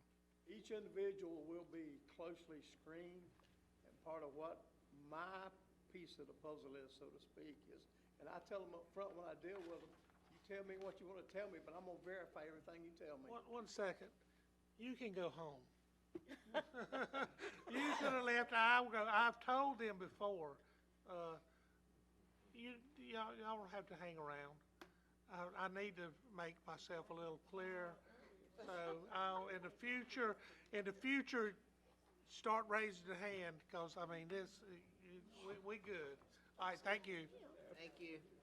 And we verify and interview people very closely to see if they need there or if they're just, and let's face it, there are probably maybe 4 people I can name in Lancaster County right now that are homeless, and they're gonna be homeless. All right, we didn't talk this to death. We'll, if you want to look at the agreement, if it passes, Mr. Willis will have it available. So we got a motion from Ms. McGriff. Did we got a second from Mr. Honeycutt? No, let Mr. Allen down there. Mr. Blackman? I'm sorry. I think we're ready to vote. All in favor, raise your right hand. We have unanimous approval. And good luck, and let us know how it goes. Mr. Willis, right quick, heating and air information. One final thing on this section, we're moving forward and hope to have at the next meeting information on potential replacement of HVAC units. I think most of y'all are aware that most of the public buildings are eligible under ARPA funds for replacement of heat and ventilation, air conditioning systems. In your package, you do have information. We have 68 units, 20 different locations. Also would need to look at the boiler chiller system here at the County Administration Building. These are things, either do it out of general fund or we can do it out of ARPA funds, but it is eligible because the increased airflow, and we would be looking at some of the ionization units that the state is putting into state buildings. Helps improve the airflow and reduces COVID, reduces the flu, cold, you name it. But we'll be bringing this to you at the next meeting. If council just going, nah, we're not We'll interested in look that. at we'd like to see the age of those units, Yeah, if any way how old they possible. are. And stuff like you had on the detention center, it's gonna be replaced, the detention center, so, I mean, that's just, we'll look at it then, but we Yes, sir. appreciate it. Anything else? The information on the Infrastructure Investment Act, Jobs Act, was just information. Congress is obviously still debating that. That one, my understanding, will mainly be more of the hard infrastructure such as roads and bridges. I think most of y'all know that the roads and bridges are not eligible under ARPA funds unless it's tied into water and sewer projects, or if it is part of the money that is declared lost revenue. At that point, it's general fund money, and council can do what you want to with it. All right, thank you. Let's move on down to executive session. One item, executive session, council members may make motions in open session discussion of personnel matter, SC Code 30-4-7-A1. Do I have a motion to go in executive session? So moved. Second. Motion for Mr. Carnes, second for Mr. Griff. All in favor, raise your right hand. We are now in executive session.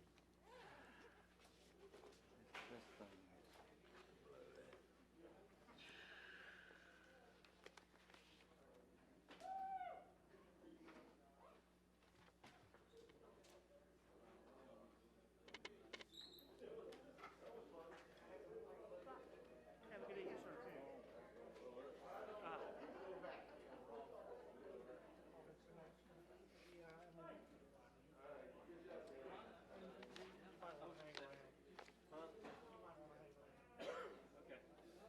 I want to think they're on there.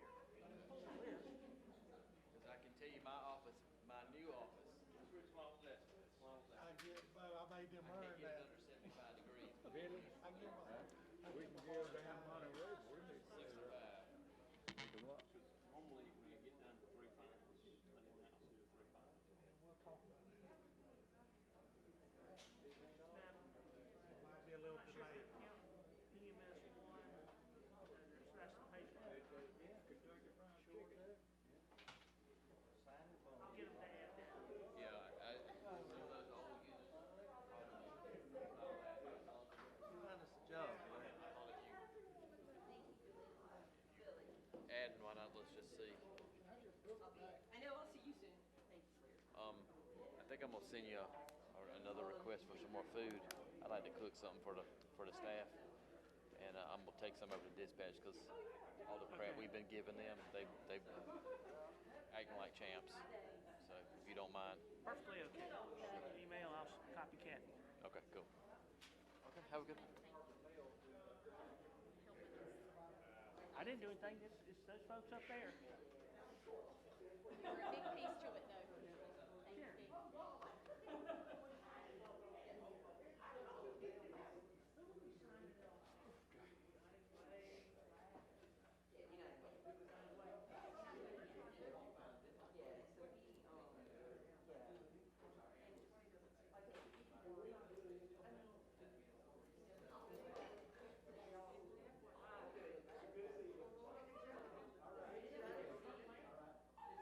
Thanks, Steve.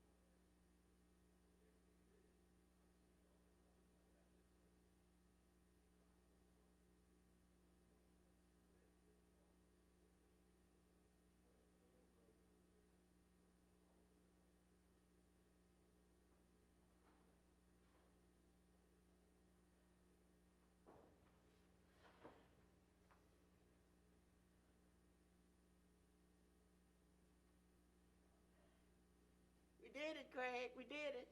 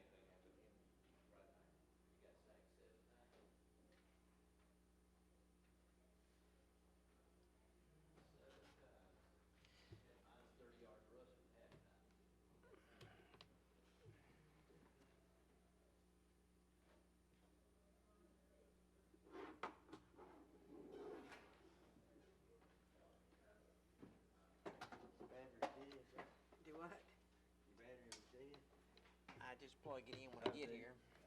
Be safe. We ain't never had nobody out here when we come back.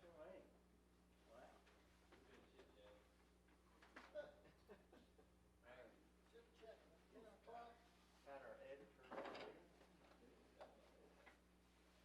The new editor, right? Look what you waiting on, Greg. Why is Greg here, y'all?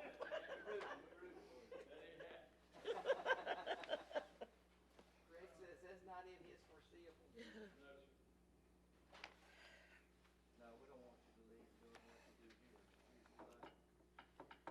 You put somebody else here that's got editor job.